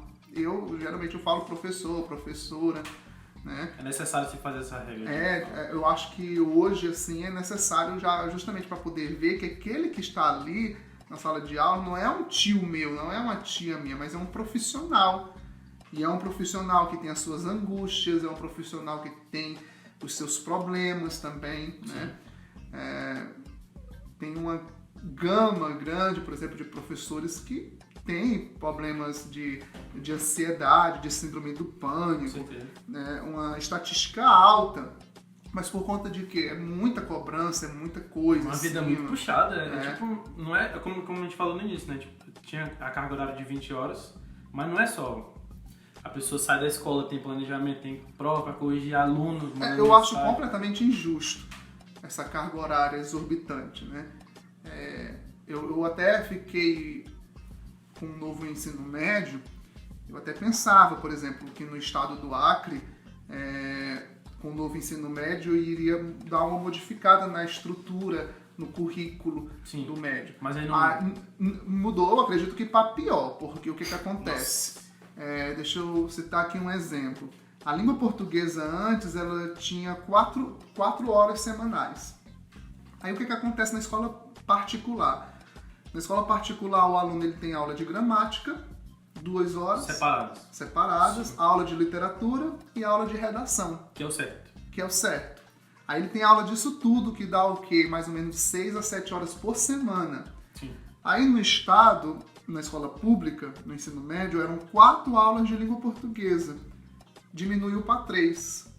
Aí eu pergunto, como é que por semana o professor vai trabalhar gramática, literatura e redação? Quem é que fica em desvantagem nesse sentido? Que aluno fica em desvantagem? O da escola particular? Não, porque ele está tendo 6, 7 horas. Tá sendo mais trabalhado, né? Aí ele vai ter o quê? Só 3 horas. Aí esse professor que está com 3 horas aulas de língua portuguesa em cada turma, ele ao invés de pegar 2 ou 3 turmas, ele tem que trabalhar com no mínimo 6 para completar 18 horas. Um professor só. Um professor. Aí agora imagine uma sala de aula com 40, 50 alunos. Mas isso é culpa da demanda também 6 de turmas. professores? Não, é demanda, é carga horária, porque cada professor tem que ter 20 horas. Obrigatoriamente. Ele tem que cumprir, né? É verdade. Aí se ele tem 3 horas aulas em uma turma, ele tem que ter 6 turmas de português. Como é que ele vai dar conta? É verdade, é muito hora. Aí qual é a parte da língua portuguesa que fica de escanteio? A redação. Nossa. É verdade. A Tipo, redação ele tem que fica de cumprir, escanteio. né, Aí o professor faz o quê? Uma redação, 2 por ano, e eu entendo. Por que ele vai fazer só isso? Porque é humanamente impossível ele corrigir provas, planejar, corrigir, deixa-me ver, 40 vezes 6 dá quanto? 200? Dá 240. 240 redações. Nossa. Né? Dá até mais, até. Na escola... Não, tá errado. 6 vezes... 480. Não, gente, eu tô ruim de 24. matemática. É 24 por 4, né? 6 vezes 4... É isso aí, é 480, pode crer. Eu peguei a metade. Não, a gente tá ruim de matemática, 240 mesmo, tá certo. Não, 240. Mas enfim, são mais de 200 redações que ele tem que corrigir, né, gente? A gente tá ruim aqui de matemática, desculpa aí, péssimo. Parece que nem foi professor de matemática, né? Mas aí veja bem, aí ele corrige, 240 mesmo. Aí ele corrige tudo isso de redação, enquanto que o aluno na escola particular ele tem que fazer uma redação por semana. Na escola pública tem como e é bem analisada, bem trabalhada. Tem como o professor corrigir uma redação por semana, ele não tá nem doido. 240, já pensou? É muita coisa. É impossível, é humanamente impossível. Isso eu acredito que fosse um... Não é pior que... Aí, nem se o salário fosse elevado, não valeria a pena. Não tem... É porque é humanamente impossível. Aí uma coisa que eu sempre... O que eu pensei, eu imaginei, poxa, vai vir aí o novo ensino médio, vai ter uma reestrutura no currículo. Eu acredito que a língua portuguesa de 4 horas deve passar para 5, 6 horas. Diminuiu, caramba. Aí diminuiu para 3. Eu falei, não. Aí é sem condição, acaba com tá tudo. Entregue na mão do... Quem que pode mudar isso, tipo... Isso Quem daí é questão de secretaria mesmo, de educação. O senhor já pensou em trabalhar na estadual? secretaria? Por ter a referência da senhora que o senhor falou. O senhor já pensou em trabalhar na secretaria? Não, mas trabalhar em secretaria de educação, isso daí é questão governamental. É governo que decide quem vai trabalhar em suas secretarias e tudo, né? Então, enfim. Essa revolução quem faz é o cara que tá lá muito em cima. São as pessoas que estudam essa parte do ensino e Nossa, tudo. Mas aí essas então. pessoas, eu acho que elas estão um pouco Não tem como... sem saber a realidade das escolas, da sala de aula. Sim. É isso que eu imagino, porque é sem noção mesmo. Né? Caramba, mas... Eu imaginava de fato que iria aumentar a carga horária. Eu só estou citando da língua portuguesa, né? De língua portuguesa, mas nada, diminuiu. Então quem perde é o aluno, porque como eu estou falando, aí tem gente, aí essas pessoas que fazem os estudos e tudo, tem como? Não tem. Eu não sei se é para cortar gasto, mas não tem. É humanamente impossível um professor ficar com no mínimo 5, 6 turmas de língua portuguesa. Caramba, por que, né? A gente pergunta, né? Por quê? Ou até porque, assim, pela nova reforma lá do ensino médio, o foco, a discussão estava até no governo do Temer, né? Sim. O foco iria ser o quê? Português, matemática e a língua estrangeira, que seria o inglês. O foco seria essa. Aí eu pensei, poxa, que coisa boa. Então, se o foco vai ser o português, a matemática, acredito que vai aumentar a carga horária. Bom para os professores de língua portuguesa. Foi estranho essa mudança. Né? Aí teve essa mudança triste, né? Diminuiu para 3 horas. Eu acho que, novamente eu falo, as pessoas que estudaram para fazer essa mudança não sabem da realidade das escolas. Eu acredito nisso. É estranho. Professor, uma pergunta pessoal agora, tipo, o senhor é cristão, declaradamente cristão, e essa pandemia chegou e tudo mais, o senhor é um cara estudado na palavra também, acredito, e quando chegou, o senhor já pensou assim, porque muita gente tá pensando que é fim do mundo, que Jesus está voltando, não sei o quê.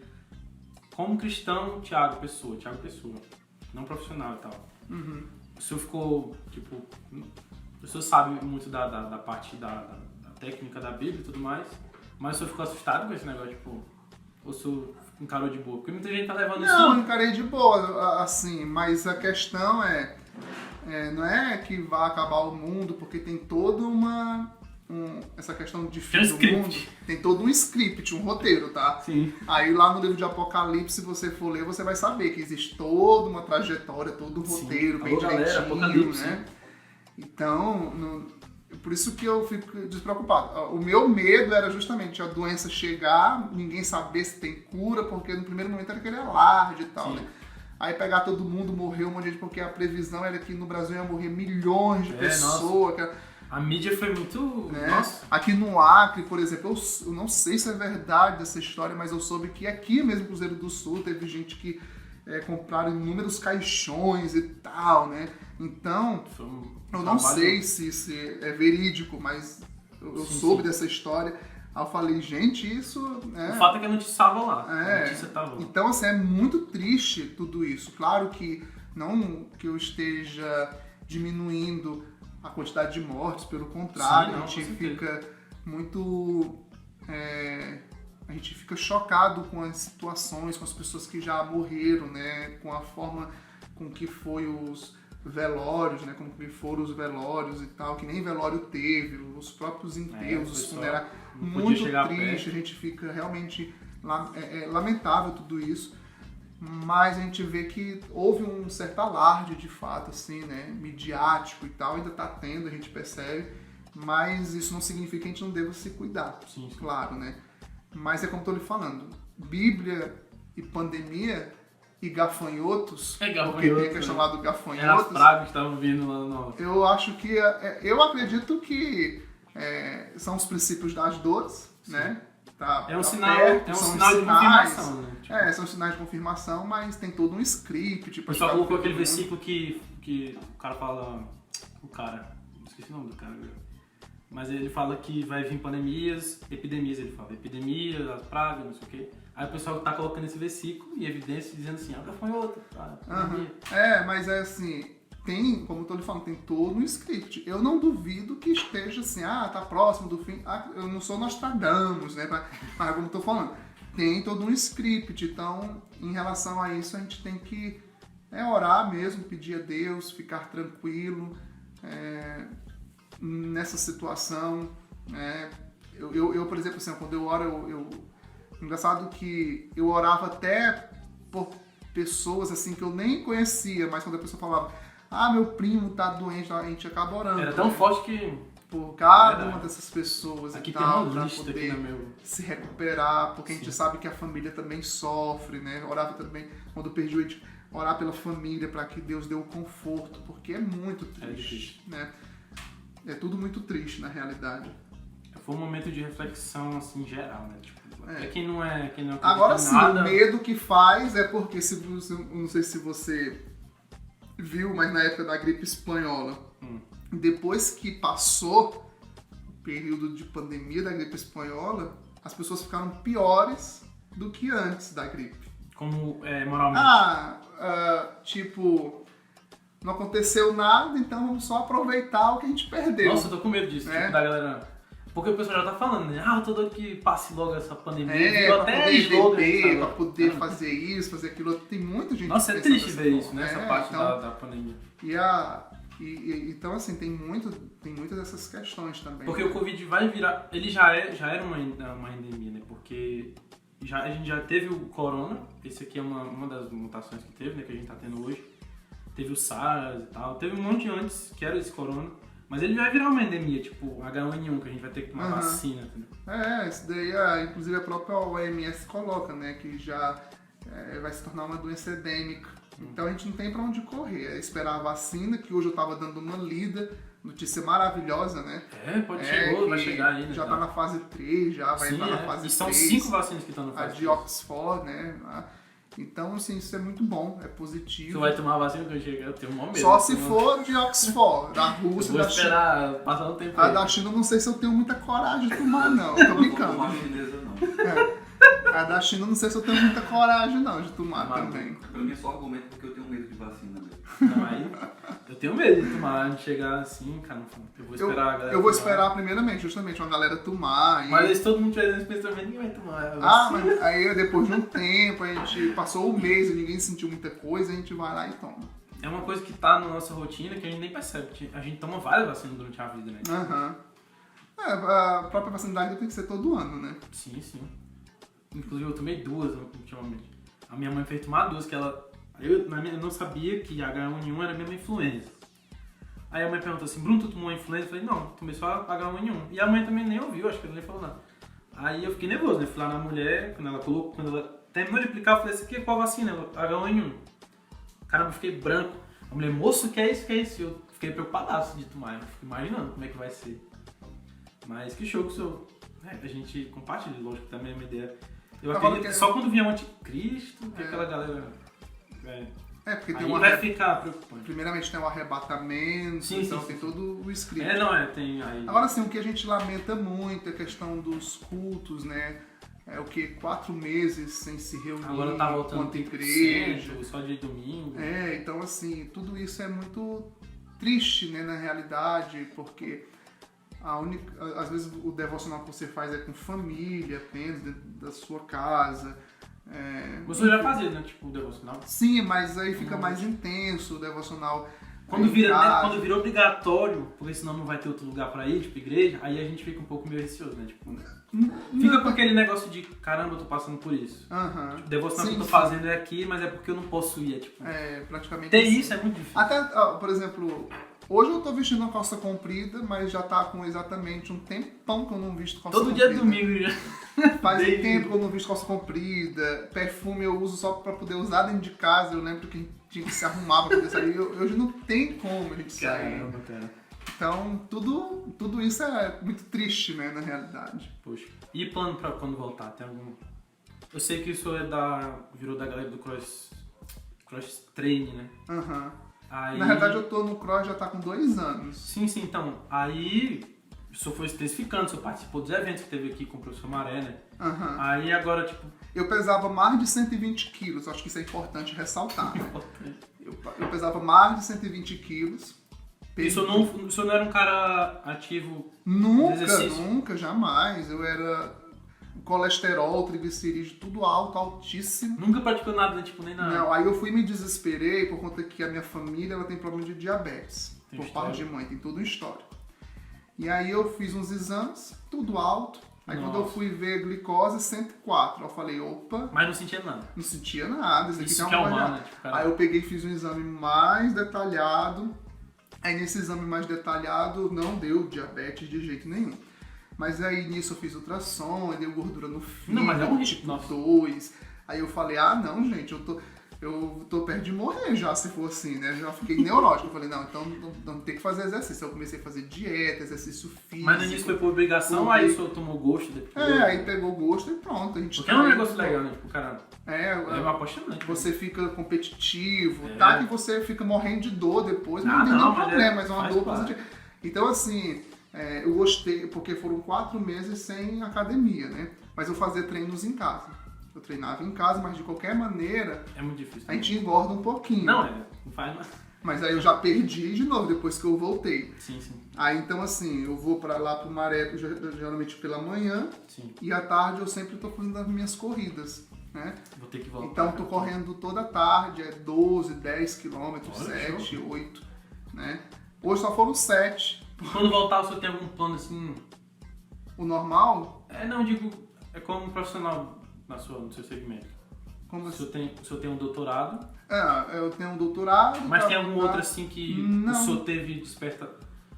O senhor acha que falta mais alguma coisa para o senhor fazer? Esse doutorado ele vai refletir mais pro senhor como realização. Como realização profissional. Mas algo que o senhor queira... Não, mas é realização profissional e ao mesmo tempo vai me ajudar a fazer mais pesquisas, Sim. né? Vai refletir na sociedade. Justamente. Nossa, que show. Mas assim, por enquanto eu tô longe lá do Cristão Cruzeiro, Sim. né? Eu tô distante, mas nada impede um dia retornar. Né? Eu acredito que para direção é meio complicado, porque eu confesso que direção de escola é meio tenso. O senhor prefere mais direção ou não tá no campo ali, tipo... Eu acredito que se Uma fosse sala de para aula. retornar, seria para ser coordenador pedagógico, alguma coisa assim. O senhor gosta mais de estar ali na... Na parte pedagógica, que você tá ali ajudando o professor. Até porque quanto mais a pessoa vai ficando mais velha, vai ficando mais vai gastando mais. Ficar na sala de aula. Justamente. Nossa, eu lembro Não, que mas, uma professora- mas assim, eu confesso que ir pra sala de aula pra mim não é problema. Não é problema. Não é problema. Mas confesso também, ao mesmo tempo que não é problema, mas no básico Mas tem mais difícil. é complicado justamente com essa carga horária que eu acabei de dizer. 6 turmas com língua portuguesa, exorbitando, 240 alunos para corrigir prova, a gente pensa nisso daí, né? Aí fica doido da cabeça também. Mas geralmente eu não tenho medo de sala de aula, porque tem gente que sai da sala de aula, pega assim um nojo, né? o gosto de ficar fora e não É. quer mais voltar. Pra mim, como eu falei, não é problema.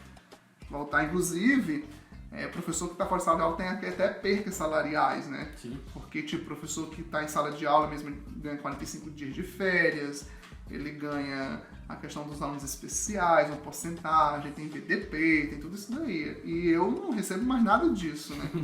É triste até. Porque, na realidade, eu estou em sala de aula. Só que eu estou na sala de aula cedido para a universidade, mas eu estou dando aula, né? Então, se você for analisar, eu nunca deixei de dar aula, mesmo na direção. Porque, às Você vezes... sempre atuou, né? porque ou era em cursinho de redação, ou era dando aula para pré-concurso. Você nunca parou no Eu lugar. nunca parei, eu sempre continuei dando aula, de qualquer Isso é maneira. show, isso é show. Né? Então, dizer o seguinte, o Thiago foi só diretor. Não fui só Sim. diretor. Sempre... Show. Até as formações, por exemplo, lá da escola. Na época que eu era diretor, era eu que trazia as formações, né, para os professores. As coordenadoras traziam, mas Sim, eu também gostava de fazer Tinha o isso. dia do curso lá que o professor ia para aprender e tal. Mas eu também gostava de fazer isso. Às vezes a formação ficava só ao meu cargo, né? E isso, pra mim, era uma eu ficava gratificado, era uma satisfação fazer isso daí, porque eu relembrava a sala de aula, enfim. Nossa. Né? Então, pra mim... O E senhor hoje... tá realizado, assim, profissionalmente. O senhor não sente falta de... De jeito nenhum. Quando eu trabalho, por exemplo, com pré-concurso, aí eu me encontro com as pessoas falam o seguinte, Thiago, aquele concurso, aquele cursinho que tu deu, tudo que tu falou caiu na prova, não sei o que, eu acertei tanto. Isso daí pra mim é muito bom, né, quanto profissional. Né? E não é só um ou dois, não. Várias pessoas têm um depoimento de falar isso, aquilo dali que tu falou caiu. O senhor sente dos seus filhos que ele tem um pouco de receio por ser esse cara assim, tipo, que foi esse cara referência? Não. Tipo, o cara no pai. Eles gostam disso daí, eles sentem falta, porque Nossa, a Axa, por exemplo, a menorzinha, os irmãos todos estudaram lá e eu era o diretor da escola, né? Ela sempre fala que o sonho dela, por exemplo, ela nunca estudou lá, mas o sonho dela é estudar lá. Nossa, que show. Ela quer porque quer estudar lá, é o sonho dela, entendeu? De estudar lá no Cristão Cruzeiro, por conta que o pai dela já foi diretor da escola, Isso e ela é quer gratificante porque pra quer estudar. Então, inclusive, então isso daí é positivo, né? Então eles ficam felizes por conta dessa situação. O que vale a pena, o cara parar pra pensar, não valeu a pena, tipo, a minha trajetória. Poxa, professor... Agora sim, claro que tem muita coisa pra fazer ainda, Não, né? sim. Como eu sempre falo, tem muita coisa pra fazer, tem muitas mudanças, o próprio sistema de ensino, acredito que tem como a gente modificar isso daí ainda. Cruzeiro do Sul, ele tem como a gente fazer com que Cruzeiro do Sul se torne referência quanto município em relação à qualidade de ensino, por que não, né? E infelizmente a gente percebe que Cruzeiro do Sul ele ainda está um pouquinho capengando em relação a isso. Né? A gente tem muito potencial, mas falta... Porque uma coisa é assim, Bruno, eu sempre falo o seguinte, ó, Colégio Cristão Cruzeiro, o IDEB era 4.3, passou para 6.3. A maioria dos alunos de lá são alunos, por exemplo, de renda baixa. Tu tá me entendendo? Sim, sim. A maioria. Tem alunos que os pais têm um bom recurso? Tem. Mas assim, tem muitas escolas por aí que só querem matricular, por exemplo, os alunos que têm notas boas. Ah, sim, tô ligado. Eles fazem seletivo, né? Aí, vejam bem, alunos que têm notas boas, o que vai acontecer com essa escola? Ela vai ter um IDEB bom? Automaticamente. Vai ter um bom IDEB. Por quê? Porque só vai entrar alunos bons. Agora, uma coisa é você pegar alunos teoricamente de periferia, E transformar o cara... e pegar esse aluno que teoricamente, não estou querendo dizer que é ruim, mas teoricamente que tem as médias aluno baixas, que né? tem as médias baixas, transformar esses alunos em bons alunos. Esse é o verdadeiro trabalho, né? Essa que é a verdadeira mudança, né? Essa que é a verdadeira educação, esse que é o verdadeiro ensino, Sim. porque ensinar, né, a gente sempre lembra, ensinar é o quê? Não é só ler o que tá ali. O Guimarães Rosa falava sobre isso. É ensinar, é mudança de atitude. Nossa. Então, quando você profundo muda as atitudes das pessoas, né? Então, então, mudança de atitude é isso. Então, é você pegar um aluno, por exemplo, que está ali, não tem O aluno toma gosto por isso. não tem tantos recursos, né? Não tem internet, o pai não é alfabetizado, e pegar aquele aluno que está ali naquela situação e elevar ele para ter qualidade. Sim, e dignifica o cara, né? Tipo, muitas vezes o aluno pega gosto por tirar aquela nota. Quantas vezes, né? Tipo, o professor tá lá falando a nota e dá aquele orgulho do cara. Justamente, Tirou 8, 7. Então, assim, tem essas diferenças. Então, tem escolas por aí, por Cruzeiro do Sul afora, que são escolas que as pessoas nem lembram e tal, mas que tem trabalhos brilhantes, né? Com alunos também, no próprio IDEB também, tem escolas aí com IDEB 6 ponto alguma coisa que ninguém nem comenta, mas que tem trabalhos magníficos, né? Então é esse que eu acredito que tem muito ainda, a gente tem muito o que fazer ainda em nossa cidade, né? Certo? Eu sempre pensei assim, na época que eu estudava, que eu falava, caramba, imagina se tivesse alguma coisa pra competir entre as escolas, sabe? Uma coisa assim, bem empírica na forma de falar. Como se tivesse um evento que fizesse os alunos competir entre si, sabe? Assim, Nas disciplinas. Ia ser muito bacana isso pra Cruzeiro do Sul, sabe? Pra alavancar. Porque eu falo isso porque assim, no esporte, o que faz alavancar o esporte é o quê? Um campeonato que você vai colocar uma escola contra a outra. E isso na parte do esporte. Acho que na educação também acho que funcionaria, sabe? ter mais concursos, né? Isso daí é positivo mesmo, porque os alunos acabam se interessando mais, se esforçando. Você não quer ficar pra trás, acho. O Aldemir passou muito tempo nessa luta de cultura e da lei de incentivo à cultura, e ele tava explicando aqui, ele veio aqui no Talk Sense, né? Ele tá falando que cultura não é só o cara tocar música, né? Vai muito além disso, sabe? Porque também, essa questão de competição ela é interessante, porque é importante a gente também dizer o seguinte, tem aquele aluno que ele sempre vai ser média 5. Sim. Média 6, média 5. A gente sabe dessa realidade. Mas aí quando aquele aluno que é média 5, e tem aqueles alunos que sempre vão ser média 9 e média 10. Sim. Mas aí quando aquele aluno é média 5 e média 6 tira um 7, aí o professor tem que saber, aí é que tá a grande diferença. O professor também tem que saber dizer, olha, você é o primeiro hoje, porque você tirou um 7, mas teve um colega que tirou 9, mas o seu 7 equivale àquele 9, se a gente for ver a proporção, o tanto que cresceu, o tanto que subiu. Nossa, né? E isso também é o diferencial, né? E eu sempre mostrava isso na escola também, né? Aí falou, olha gente, às vezes aquele aluno que pela primeira vez conseguiu um 7,5, 8, tem que ser elogiado. Não era só um número ali, né? Tipo, não é só um número, porque a gente sabe que existe um esforço, um aprendizado, né? É muito gratificante mesmo. O cara tipo, sempre tirou 5, aí tira um 7, um 7,5. Houve um avanço, né? Ah, mas teve o que tirou 9, mas aquele sempre tirou 9. Sim, sim. Aquele que tirou um 7, um 7,5, ele subiu, olha, de 5 passou para 7,5, né?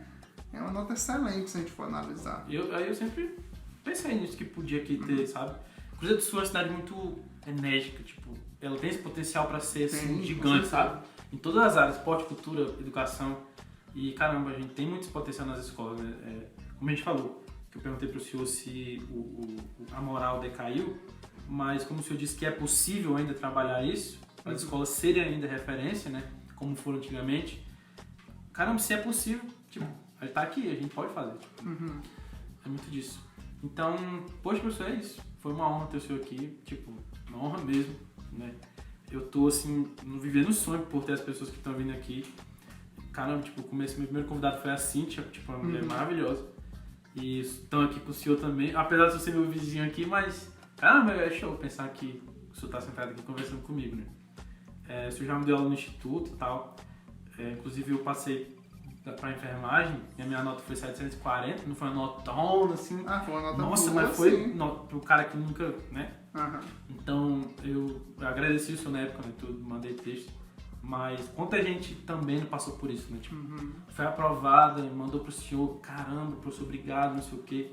E o senhor vê essa pessoa se formando, dá aquele momento que o cara respira e fala, caramba, é muito disso, né? Então, muito obrigado. Se eu quiser falar alguma coisa aí pra galera. Eu que agradeço pelo convite. Fico muito lisonjeado mesmo, muito feliz, né? E eu falo demais, né? Deu pra perceber que eu falo muito. Esse que eu tô dizendo. Mas, assim, foi maravilhoso. Eu agradeço realmente de coração, né? Pelo convite. Estamos aqui à disposição, tá? E a galera aí, ó, qualquer coisa, redação, Chama né? aí. Me chama aí que a gente tá à disposição. Esse é o objetivo, cara, alavancar as pessoas que são referência, que, tipo, merece. Quero agradecer aos patrocinadores, a JL Informática, Grande abraço a Zé Luiz, tamo junto. Musical Importador, que você deu o pedestal aqui. Cara, vou mandar uma foto depois nas redes sociais. Como é que tá o estúdio aqui, que o Felipe Carlson, eu não sei falar o nome, como é que fala o teu nome todinho, Felipe? Carlson Felipe, acho que eu ganhei esse nome na FIFA. Então, ele tá aqui com a gente, cara, tá aqui nos bastidores. A gente montou um estúdio aqui gigantesco pra nossa realidade. E, nossa, eu tô muito agradecido. E agradecer até que você é o Wilson aí, valeu, cara. Um grande abraço pra ti aí, cara, tamo junto. E é isso. Dizer que foi uma honra mesmo. E comenta aí embaixo, deixa o like, deixa o teu gostei. Comenta quem você quer ver no próximo Talk Ciência, tá? Pra gente chamar aqui. E é isso, então, tamo junto, valeu.